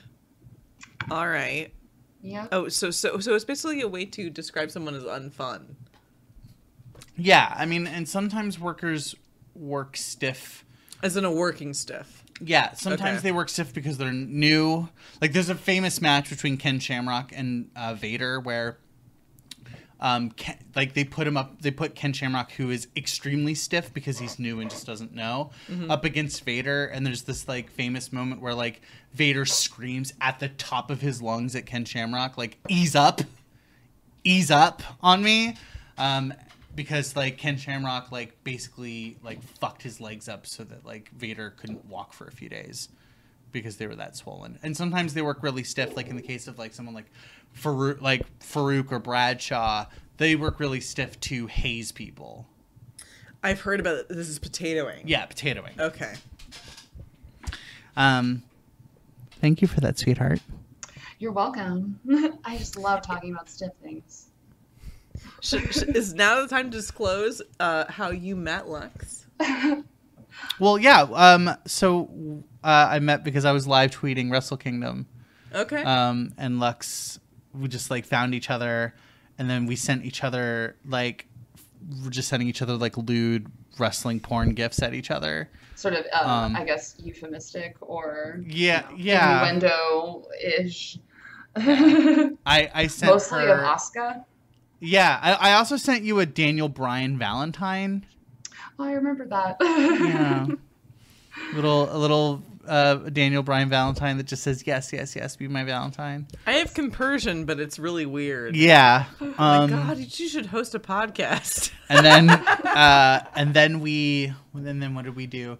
Then we had like a few dates where we watched wrestling together. Mm-hmm. And then Lux was out in the Bay for a bit, and we had our first like in-person date. I didn't know it was a date because I thought Lux like was too cool for me, and Lux corrected me. Jetta had to do this with our friendship too. She was pretty convinced I was too cool for her. I'm like, fun fact, no. Yeah, I think it's good to be direct, but like, I also struggle to live up to that. So I mean, I think that the reason that Jetta realized that we weren't really like I wasn't too cool for her is that she realized that my manicure is bullshit. And she was like, "Oh, okay." The whole thing. You're like a fallible human. Wow, it's real talk. Yeah. All right. So. Now it's trash. Everyone. Well, I mean, so's mine. Yeah, one of the problems with marching against Nazis is you're bound to break a nail. Yeah, they chip your polish. Yeah. Amazing. But also, I will paint your nails if you punch Nazis. Sweet. Just FYI. Just paint them with like lead-based nail polish. Extra heavy, No, so I mean this whole Cassandra joke. So I have a lipstick hashtag called Cassandra. And my whole thing was when I went out. So I went out to San Francisco, which I knew was going to kind of be like mellow. Because I was recording a podcast during the Berkeley demonstrations this past weekend. Yes, past weekend. Yes. Yeah. And I wore what I call my waterbed of lipsticks because it looks like a matte but behaves like a gloss, which is the opposite of how you want lipstick to work. It's awful. Anyway. Oh boy. So I was like, if any Nazis get in my face, I'm going to kiss them and just smear my goopy shit all over them. Oh my God. Because that was my plan. And it is still my plan, and I recommend everybody. And I wore my rhinestone mask. And it's all's well that ends well. But it's, to me, that's like a femme assertion of like power over Nazis. And so if you are punching Nazis out there, if you were like at Berkeley or whatever, and you're like, you need a fucking like manicure, come over to my house. I will paint your fucking nails. Why? We should. I mean, we've been friends a long time. We should do the mani-pedi thing. That is like a thing. I'm no good at it, but I'll do it. No, we should go out and get people to do it. Now that I say that out loud, that sounds. What you're saying is I should dom them into doing things. No, I'm saying we should go and pay people. Ooh, yeah. Because that's like a thing. 100%. I don't know. We'll unpack my weird class feelings. So wear your weird lipstick, like saturate it in poison. If it's goopy, all's the better. And then just like lead tip your French nails. So Sam opens the show with "Let's do this" in a very resigned tone. So the first match is Vicky the Viking of Machu Picchu. The audience is very unmoved by their introduction. Yeah, and everybody's like kind of, it's not even golf clapping. It's like when you clap and then you hit your wrist. Oh God, I hate that. I know. Like, yeah. That's like biting your tongue. Like, it's when you bite your tongue in mid-conversation. Like, you just can't. Once that happens, you're like, when you do that, you're like, oh, I'm not a person anymore. No, you always have to pretend like you are just hugging yourself, or like you can't be that person. You can't, right. Like, you have to dive on a grenade, so to speak. First match is Vicky the Viking and Machu Picchu. Machu Picchu comes out in a cape, that terrible hat from earlier, and a fucking yellow sweater vest. I can't even deal with this fresh shit. What is this? And it's not even like, upon further inspection, it's not a yellow sweater vest. It is a pale yellow sweatshirt with the arms cut off. Brittany Young is a national treasure. Why are we dicking around with this? And why would you cut the sleeves off of a sweatshirt? Like, don't you get it? It's cold weather. Wouldn't the torso be just as hot and stifling with or without sleeves because of the material? The sleeves aren't the problem. Yeah. No, I cut off all the sleeves on my hoodies and sweatshirts. But you live in the Bay Area. I guess they live in LA, that's don't true. they? Right. As somebody who's recently been in Philly, a place where it is customarily 87 degrees and 9,000% humidity, that doesn't work. See, I feel like when you do it here in the Bay, like, nobody... Like, so my biggest fear when I go jogging... I've taken up jogging recently. My biggest fear is that, like, people will look at me and be like, she doesn't know what she's doing. So cutting the sleeves off is my way of being like, I'm a pro. Da, da, da, da, da. So all of Sheila's goth friends are asleep in the audience. Yeah, they're super useless. Okay, so a little peek behind the curtain. I wrote the first half of the recap. Lauren wrote the second half, so this is all in first person. So you wrote, I'm not sure this will end in furry copulation. I tried to look up the different, like, words that we use for wolf sex, and there aren't many. As soon as I went down 6 articles about alpha males, I was like, and we're done. Furry copulation. Glenn Clit Joke, as you've called him. Yeah, no, that was what he was there for. I don't know what, like, Klitnik, I think it was his name was, or something. But I'm like, oh, clearly you were put here as a clit joke, and it was like a spinoff of a dick joke. I mean, but that's what you are. I should his name was Dick Clit Joke. Yeah, like, yeah. So Glenn Clit Joke is in the audience watching the meager display, and Vicky the Viking's intro is that she rapes, pillages, but mostly rapes. And I'm not sure how the hell I'm supposed to take that. Yeah, that was tone deaf, I think. Tone deaf moment. She'll be great in Game of Thrones. Okay. Sam asks Sheila if Exodus is the only song she knows. Turns out it is. So yeah. I had that happen to me. One day in college where I've taken a lot of piano lessons, and I can play pretty solid piano if I have sheet music in front of me. Mm-hmm. But like the songs that I can play without are very limited because it's just not my primary instrument. Sure. So one day we are in multi-track digital recording, and we are in the studio to show like what? Sorry, I mean, as somebody who took physics for poets. No, that is a stand-up comedy bit. Well, so Patton Oswalt calls it that. It's not called that in current colleges. What it's called is 7 Ideas That Shook the Universe, but it's physics for poets. Like, that is the same thing. And so I call it that because people have heard that comedy bit and know it. But it's called 7 Ideas That Shook the Universe. I have failed that class 2.5 times. No, it's 3 times.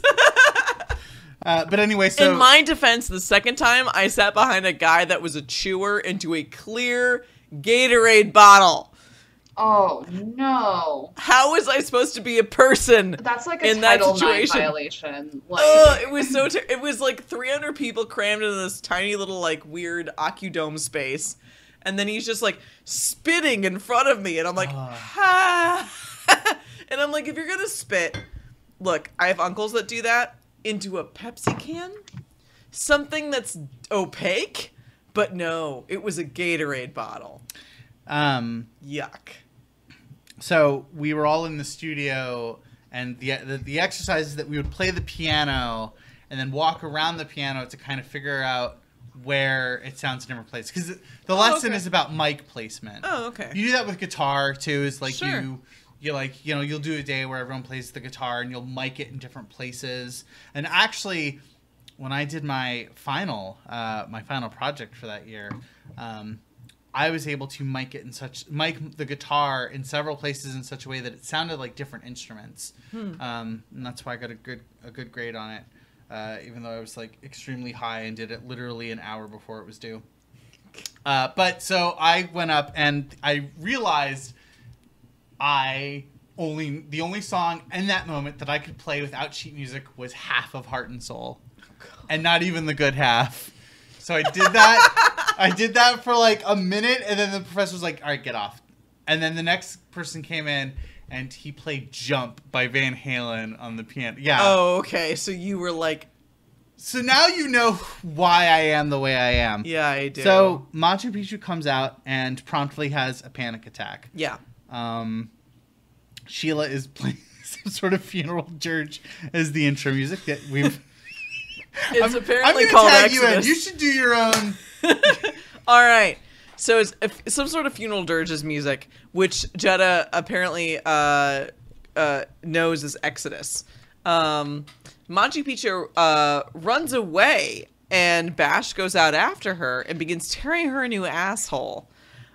But he needn't have bothered because she thinks she's having a heart attack. The new asshole will have to be put in later. And then Cameron passes out. She is unhappy. So the biddies are in white outfits and seem to be reassuring each other that this was a good move. The brunette one, who I'm sure has a name, probably Sandy, is worried that they will be put on a watch list and worries that Bill Cosby will get mad at them. Huh. Psst, in 30 years, that will be a point in your favor. It's a whole back and forth about being recognized by their shoes, and Blonde, whose name I don't know, reassures maybe Sandy that this will all be fine. She then says, "Look, it's not racist if the black girls came up with the idea, right?" Whew. Oh, the white hand wringing. I think we all know where this is headed, and then there's this bit so that's sort of implied, don't worry, the black women are the real racists, and we just are going along with their idea. And so then they put on their hoods. I want to acknowledge now. Yeah. That I really hope that the actress is Sidel. Is it Sidel? Maybe Sandy. If her name is Sandy, I'm gonna laugh and laugh and laugh. Which for Cherry? Or? Yes, it's her last name's Sidel Noel. Yes, Sidel Noel. Yeah. I didn't know how to pronounce the last name. I didn't know if it was supposed to be, Noel, blah, blah, blah, blah, blah. Yeah. I really hope that she and Kia Stevens were informed about this at the beginning. 100%. Because this is really, we're playing it for laughs, but this is really fucked up. Well, especially, okay, so let's give the writers of Glow the benefit of the doubt. I'm not sure they anticipated, 1, a Trump presidency, and 2, a Nazi march weekly in America. That's fair. And I mean, I think that was the big joke. And so, the thing that maybe Sandy says is, I'm trying to remember where I was when Martin Luther King was shot. She's trying to reconcile with it. And sure, it's white woman tears. And of the 80s, in a time where I think Reaganomics had kind of divorced people from any kind of so my mother grew up was teaching communications in the 80s, and so a book that's real that I didn't make up is Why Do All the Black Kids Sit Together in the Lunchroom? Oh no. Yeah, and that was a communication textbook. My mother uses that as an example of how the world is trash, as it is. But that was a thing that people did. People were like, well, why are all the black kids, or in the wake of the war on drugs, everybody was trying to solve the problem. Turns out the problem was white supremacy. Spoiler alert. What? I That's know. crazy. So baffling. And so to actually kind of see 2 honestly blue collar workers in LA that give a shit. An attempt is made.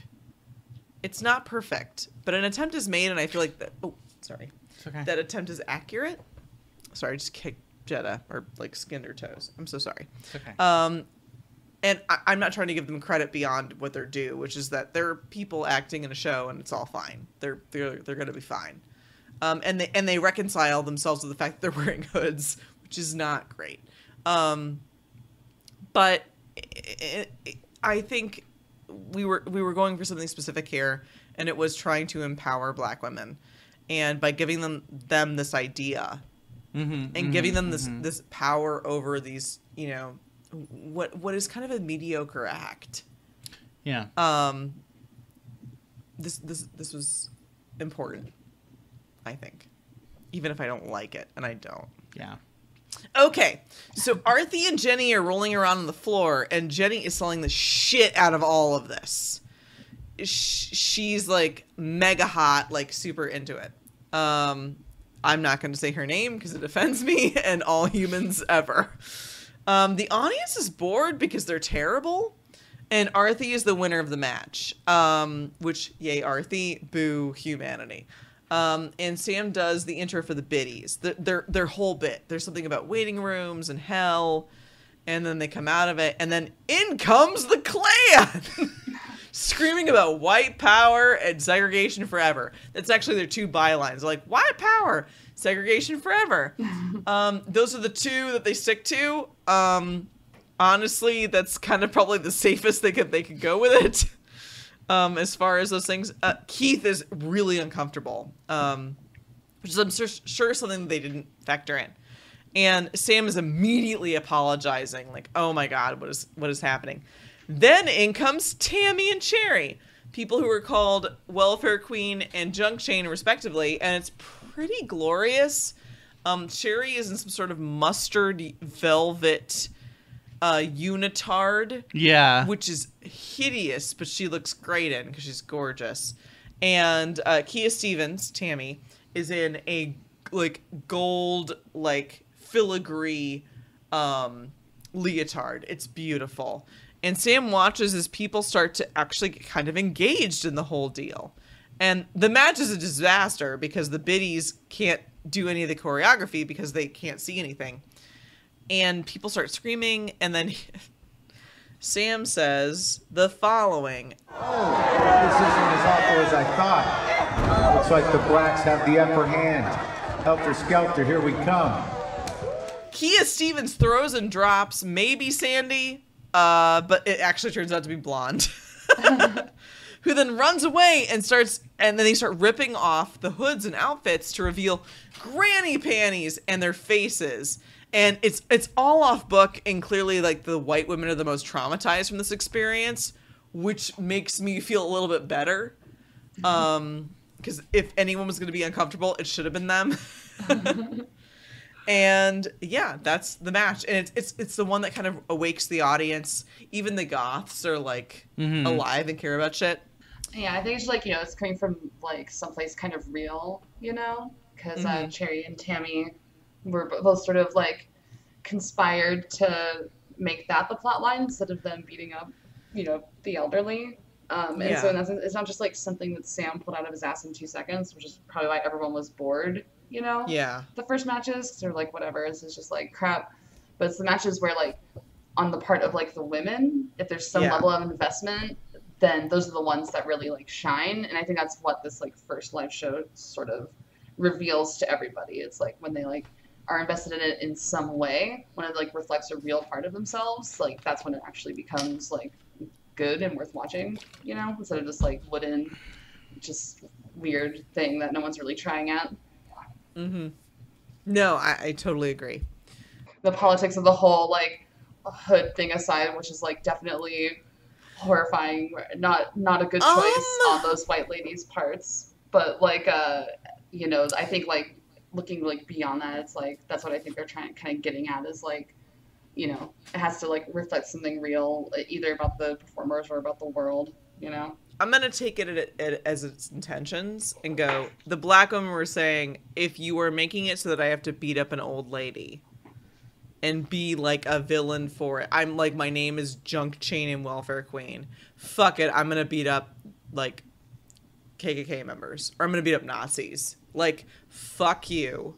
like, I'm gonna make this emulate white supremacy. And I'm sorry, Sam gets no credit for that, and he immediately takes credit. Mm-hmm. Oh, I know, right? Yeah, he's like, oh wait, that might work. Okay. Maybe kids do need to know about this. Like, he's just like pulling. Oh, that was one of the funniest lines. Like, you're never too young to learn about our country's racial history. I'm like, you're right, Sam. You're right. You're right. Good. It would have been good if you'd come up with that. Good, I don't know, from the beginning. Perhaps a little bit more tactful, but I mean, really, like, yeah. Or consulted with any of the women of color that you've employed.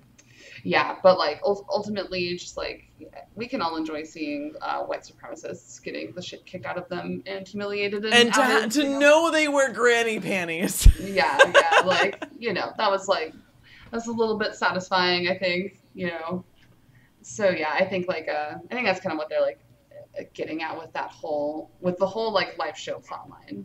In the parking lot, the EMT is telling Carmen that she'd had a panic attack and to try Weight Watchers. I guess it's okay to make a fat joke if you're supposed to hate this guy for it. Bash finds that comment out of line and assures her that he understands that she's an emotional wreck, because who isn't? And Carmen laments that she wanted her whole life to be a wrestler, and to do this, and that she doesn't even make it into the ring because she's got kind of like the stage fright. Bash and Carmen both talk about how they are letting everyone down. The scene is sorta a snooze. This is like the wrestling equivalent of Francis Ha.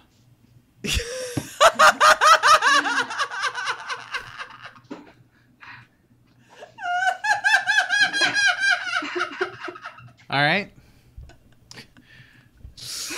Gas, please. God damn it, Jetta. That was really funny.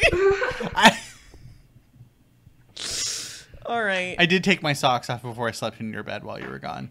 Thanks, I think. That's an actual joke based on the movie, not just a reference. All right. Carmen gets to make the fey gay man feel better, and in the middle of a panic attack, she has to do all this emotional labor for some dude, because she's the cash cow, and because he's like a rich guy who's been cut off by his mom. And his mother cut him off. Turns out he spent $600,000 ish, which is in modern currency almost $2 million. Oh my god. See, I experienced the reverse of that at the end of each month because I work for a Canadian company. Oh, interesting. So I get this like big fat paycheck, and then I have to like shrink it down to real money. Yeah, right. So we found out that he bought the gym because he couldn't figure out the paperwork on renting. Cool. She asks if the show is off, which is, I think a good question to ask. And he assures her that no, it's not, in the same voice that my former employer assured me that I would have a full-time position. And then they did a hiring freeze. Real talk. So we both worked at a place together. I know. Where someone revealed to us at 1 a.m. that they had run out of money. Yeah, I know. Ugh, God. But it was wonderful working with you. Thank you. So Debbie and Ruth are in the locker room, and Ruth has to encourage Debbie that she'll do great. And Debbie nods because we're supposed to hate her for some reason. Like, some of it is that I feel like Debbie is given this opportunity, is so self-absorbed that it makes even the self-absorption of Ruth relatable, and it's not. It's not relatable. People chant USA, USA, because they're engaged now. They're like super with it. And she does this whole thing of that's rah rah America and that Jesus is American. Yeah, she says that her three like favorite Americans are Ronald Reagan, Larry Bird, and Jesus Christ himself. And then she does the butt wiggle, which is kind of a weird crowd riser. Because Kia Stevens has much better butt. Are you old enough to remember the Big Mac commercial with Larry Bird? I don't even know who Larry Bird is. He's a basketball player. Oh, okay. The hick from French Lick. Nope. I know who Larry Bird is, so not to brag. My girl. But... Well, so Lux, do you have a window of age with which you can kind of disclose where you fall? I'm 26. Oh, okay. I think. Yeah, that's right. Yeah. I'm almost 29. I turn 32 next month. Yeah, so I should know who that is, and I don't. Honestly, my mom is like obsessed with sports, every sport. Okay. So she had lots of Larry Bird shirts when I was growing up, so that's mainly how I know who he is. My dad's sport of choice is a 1996 version of Civilization.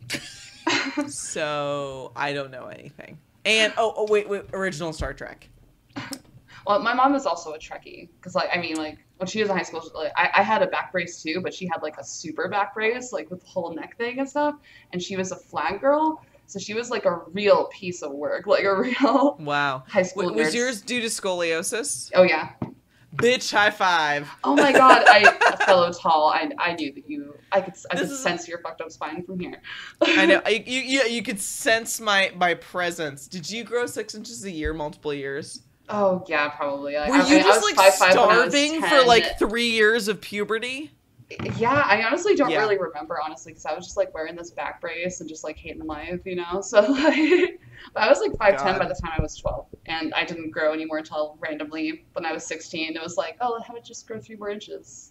Like, yeah. Okay, thanks. Just like I needed. Remember being ravenous for like 2, maybe 3 years. And like my body aching from growing so much. Like you're sore, you're hormonal because, spoiler alert, you have to become an adult. That's gross. And then I was starving for like 3 years. You could not give me enough calories. It was awful. Yeah, that's like grown up tall. It's being a tall person, especially I think like an early bloomer. It's like. Oh yeah, I mean, I was tall out the womb. When I was born, I was like 12 pounds 6 ounces. Oh really? Yeah, see, I was 5 pounds 6 ounces, and then it was like, oh, you're gonna be the tallest person in the class from 2nd grade on. Okay, here's what's up. I was the 2nd tallest person in my class in elementary and middle school, but I have kept tabs on those kids that had me beat, and I'm way taller than both of them now. The girl who had me in elementary school, she's 5'6" beat now. Them. Like. You know, and the guy that was taller than me in middle school, not only is he only 5'9", but he has lost most of his hair. And so I'm like, that's what you get. And you've kept most of your height, and I assume your hair. I have only voluntarily lost half my hair. Oh, right. Nice, you have an undercut. Yeah, I'm rocking the undercut. Pretty nice. It's a secret. But yeah. Yep, tall life. Yeah. Hashtag tall life. Hashtag tall life. Let me tell you, like, it's a struggle. It is. It really is. Oh, I have a quick actual like wrestling porn tall story. I feel like now is probably a good time for this. I did Ultimate Surrender recently, which is very exciting. And if you don't know what that is, it's one of like King.com's like studios. It's run by Ariel X, and it's a fully competitive wrestling thing and shoot videos, whatever. So like, yeah, the way it works is you do 3 rounds of wrestling, and like the point system is basically like you have to be in control, and then you have to like start like disrobing your opponent, or like kissing them, or like groping them, or like fingering them, and that kind of thing, and you get points for that. And so then at the end, like whoever has the most points gets to fuck the other with a strap on, and that's round 4. Awesome. Yeah, it's pretty cool. And yeah, it's I wonder what that would be in baseball. I wonder what that would be in baseball. As somebody who's always who is a softball bisexual, you know how it is, because all my partners have a type. I'm like, what would that be if I were trying to like manifest that into bases? But also I fenced, so I'm like, would that be like, you know, like in the armpit, or like where would that be as far as body shots? I could definitely pornify any sport. Like if I just like had a second. Oh, you and I should collaborate. Oh yeah. I consulted with Lux on her wrestling name. Yeah. Oh, and that's the one I used. Evil Marie. That's my wrestling name. It's on the video. The whole. Wonderful. So yes. I was recently on I don't even own a television, and one of the write-in letters was asking what our wrestling names would be. and as somebody who now has a wrestling podcast, I felt emboldened to answer. I had Anne of Green Grapples. That's pretty good. That's what really I came up with, like, on the spot. Oh wow, like you've got something there. Thank you. Oh yeah, but I showed up to the shoot, and on the drive there, I was like, maybe I should have mentioned I'm 6'1". And so I like show up, and the girl I was wrestling, Annie Cruz, who thankfully is like a vet who's been like wrestling for 12 or 14 years, and like one of her partners does like Muay Thai, and she was practicing with him. He was like 200 pounds, so thankfully she was kind of ready for me. But I still like walked in, and she instantly was like, "Oh, I'm gonna lose." I was just like, "Joke's on you, because I'm secretly not athletic at all." Oh, nice. But yeah, I was just like watching our match. It was just me getting beat by this girl who looks like a lot smaller than me. It's kind of hilarious. Like, just like imagine like just like Daniel Bryan taking on Big Show, but just like running around his body like a squirrel does like a tree trunk and just taking him down. Like. So Ruth jackboots in with her intro music. I think you mean goose steps. Jackboot is the clothing. No, yeah, that's kind of what I meant. Yeah, because it's not quite goose stepping. But she's like, look at my boots, look at my boots. Glow the distance. Your number one fascist. Yeah, your number fascist, fashion informative. Yeah. So she's all like jack boots, boom, because she's like basically like, I'm gonna hold my like feet up, but I'm not gonna do the arm, but I'm gonna point at my feet. So she jack boots in with her music on her boombox because she came to class with a pencil, and it's playing some sort of Russian opera. I actually couldn't figure out what it was, which is, as somebody who knows a little bit about opera, I'm like, what is that? But she flips off the booing crowd, and Ruth threatens to fill people's swimming pools with borscht and to neuter their pet dogs. I love this entrance. Like, this, yeah. The part where she's like marching and like flipping off the crowd while holding her boombox is like, it's like the first time we see Ruth for who she is. Yeah. So the trouble with Zoya's hat is that it gave her this weird hat hair.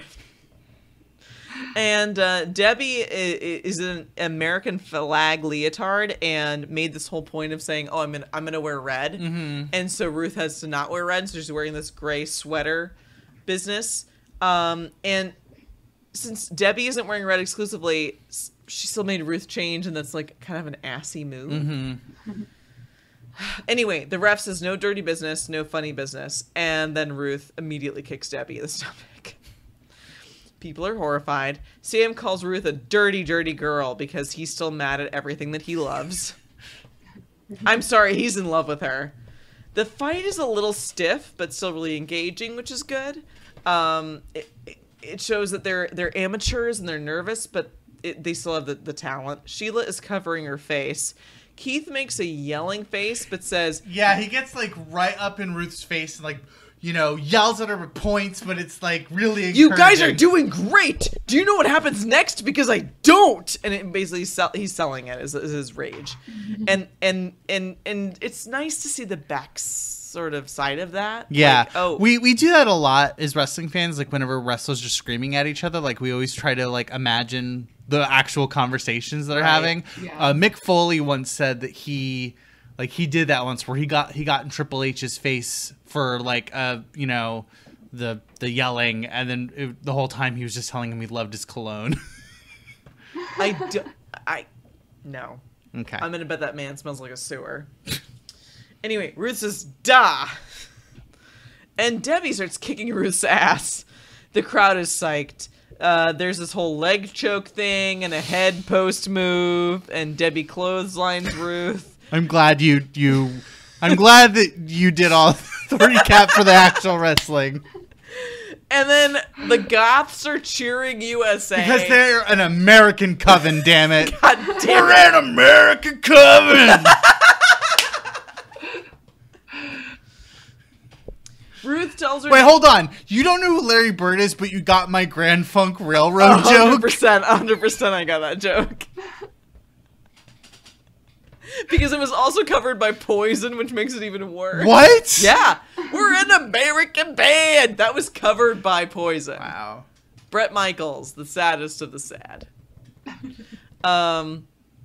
Ruth tells her to do the move. But Debbie sees Marc's sad fucking face in the crowd, and Marc disapproving, and for some reason Debbie care. And Debbie exits and leaves Ruth. So Marc is a lot of fucking nerve in the next scene because he gets mad at Debbie for wrestling, for talking to Ruth, but not him, and then accuses her of making a ploy. He's just a wiggling pile of shit. Debbie says that he sounds crazy, and everyone on the planet nods like a dashboard dog. Marc says that Marc then says, you can take the girl out of the trailer park, which is about the time that Debbie, a person who's been trained in wrestling, should have punched him in the throat. But no, he continues to bluster. Hang on, Pet Zelda time. That's right, when I was writing this, there was a Pet Zelda time. Shout out to my pet Zelda, who's wonderful. Debbie says it wasn't a fucking trailer park, which kind of like gives better like insight into the kind of the Omaha experience. And he laments that he was watching her out there and he didn't know who she was. And the answer is Liberty Bell, Marc. You struggle with listening. Debbie asks him how he found her, and instead of asking why he didn't throw himself off a cliff, turns out he followed her parents when they dropped Randy off last week. And yes, Marc, tell us more of how all the solid ground that you're standing on. Then Marc whines that Gregory invited him to the live girl-on-girl wrestling match. And she finally tells him to fuck you, which honestly should have happened before he had a chance to speak. She says that he always does this. He tears down any accomplishments that she has, and he hands her divorce papers and tells her to get a lawyer. Debbie is upset. I added the verb here because this is a rough scene. And also her husband is a piece of shit. So, Marc shit. You know, that is, you know, it hasn't ever been done. So, like, that's like a recurring theme here is like, you know, in Glow and some of these wrestling movies that we've been watching for the podcast, like you can tell like when people are like, they like wrestling but aren't wrestling fans because they have actual original ideas. Yeah. This has never happened. This would actually be pretty good. Yeah. In a wrestling match if 100%. like you were outside and you're like your ex-wife, like your wife gives you divorce papers and you get counted out. Yeah. But it didn't happen this time. So it turns out Ruth has been doing crowd work this whole time. And Rhonda finally does her weird Glow song just to give Ruth a break. I just want to say that I really related to Ruth in that moment because God. I frequently encounter where you're just trying to improv through a scene and you just run out of words and it's just okay. You're like, I just gotta keep them coming. Yeah, I don't know, new animal I can think of. Capitalist bovine. Mm-hmm. Wrestling is porn. Wrestling is porn. That's what I gotta Totally say. is. You know. So she looks to Ruth to join in, like Ruth has heard that song before. But everyone sort of picks it up quickly, and it's this really sweet ending of the episode. Clit Joke claps along and thinks that they have something, essentially, there, and Sam looks on proudly. Carmen and Bash also look on, and the whole team is a team. Except Debbie, who is crying in a bathroom stall right now. Poor Debbie. And that's the end of the episode. Yeah, but So, how did we feel about the episode? I actually loved it. Yeah? Yeah. Yeah, I think this episode was like part of like sort of a turning point in the show where the whole cast starts to kind of, I think, like, you know, they kind of signify it in the show too. Like more people in the cast from this point start to have more of a center role in the story, which is nice, you know, because like at this point, like they're just beating you over the head with Ruth, but then everyone kind of starts to come into their own and you learn more about other people in the show. So it's a good episode. Good one.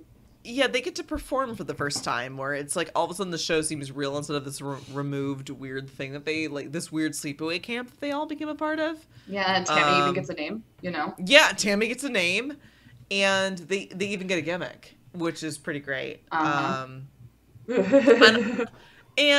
I kind of want like Debbie to really like get over this Marc thing by virtue of getting over Marc. Yeah. Like Marc is your traditional schlubby dude. As somebody who has a very like soft spot for schlubby dudes, because it's like, you know, I want everybody to love themselves, and I want to love people enough to love themselves, which is a terrible job. Don't do this job. But he's a guy who got like, I guess, kind of the quote highest caliber, most attractive woman that he can get, and then just tore her down to make himself feel better. Like, you're a bad person for that. I understand that you don't feel powerful. You're a bad person. And I never feel sympathy for him. I feel at times sympathy for Ruth, and at times sympathy for Debbie. I am never a Marc stan. I don't think he's ever got a perspective. And largely some of that is because he's been cut out because, well, I guess most of the writers are women. Yeah. And have been fucked over by men. Yeah. But also, like, he's a dime a dozen. Yeah. A man of lesser power amongst men wielding an incredible amount of power against women is not a new thing. Yeah. And he's disappointing. So what did you learn this week, Lauren?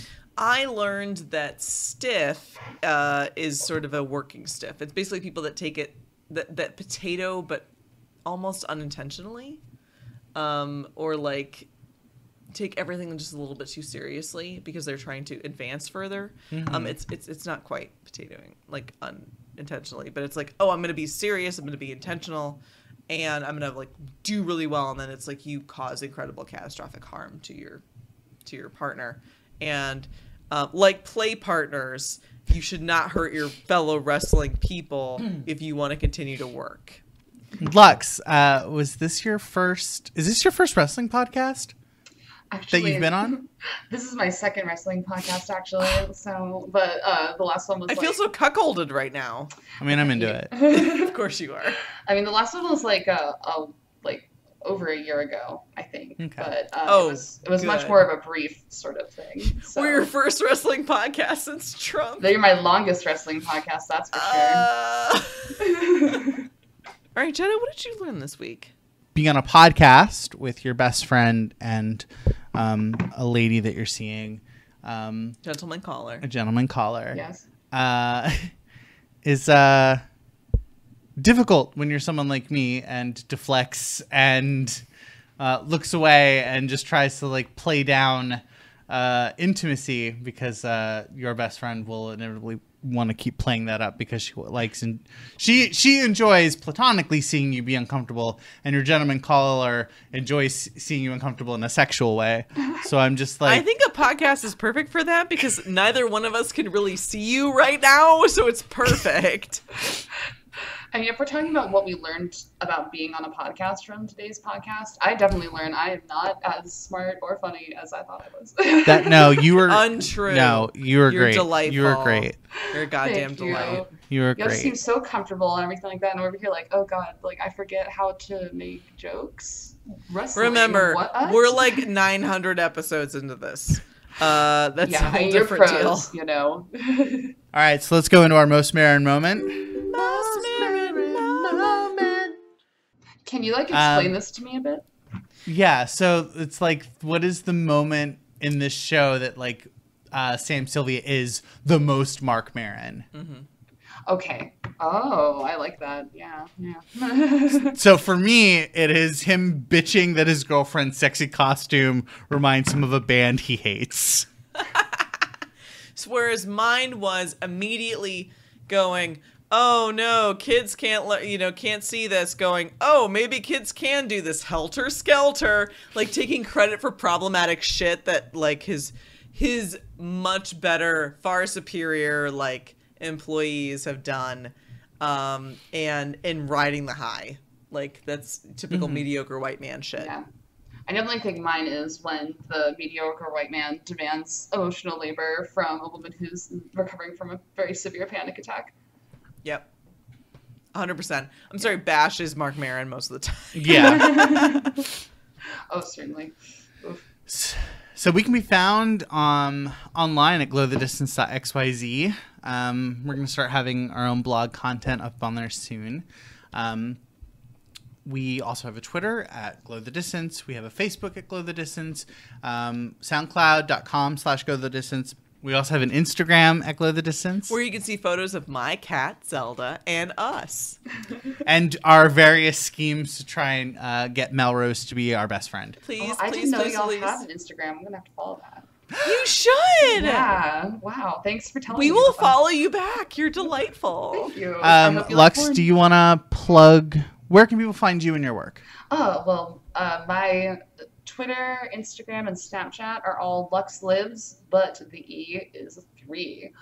So you can also probably just like Google Lux Lives porn or something like that, and you'll find your way somehow. All right, Jetta, where can you be found? I can be found on Twitter at JETTA_RAE.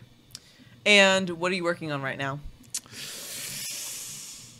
I'm working on a style guide for the Anti-Police Terror Project to help writers learn how to write about instances of police violence without reifying police-driven narratives of violence. The first rule is a cab does not need periods unless you want to be stylistic about it. I love it. I have my food blog, fryhavoc.com. Yes.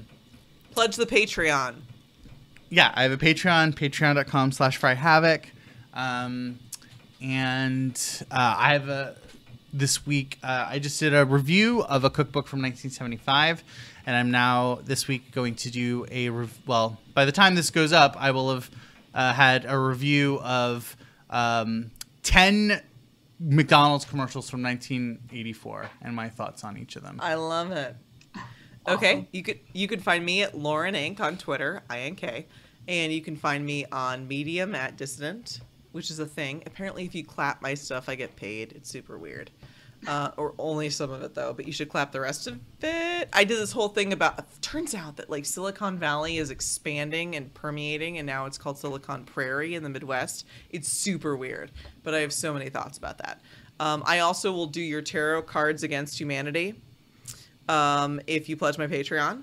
And my Patreon is patreon.com/Lauren Parker. And you can find me on Facebook at Lauren Parker, and I'm on Instagram at Lauren Parker. I'm all over the place. And follow Zelda on Instagram at Daily Zelda, because she's delightful and wonderful and has a Ron Swanson face. All right, I think that's everything. Yeah. Lux, thank you so much for being on the podcast. Thank you so much. Also thanks for having me. And being in my life, and also on various devices in various stages of undress. And in various stages of madness. You have very interesting ideas for dates, so I'm into it. Thank you for having me. This has been really fun. Yeah, I like you a lot. Oh, I like you too. I have such compersion right now. And I'm not even dating either one of you, and I'm like, just kiss! You're a really good third wheel. You're sturdy, you know? I'm like the fulcrum. I'm not even a third wheel. You're like you're the big wheel. You're keeping this whole machine. Yeah, you're popping going. the wheelie like while we're up in the air. You did it, Lauren. You really did glow the distance. Well,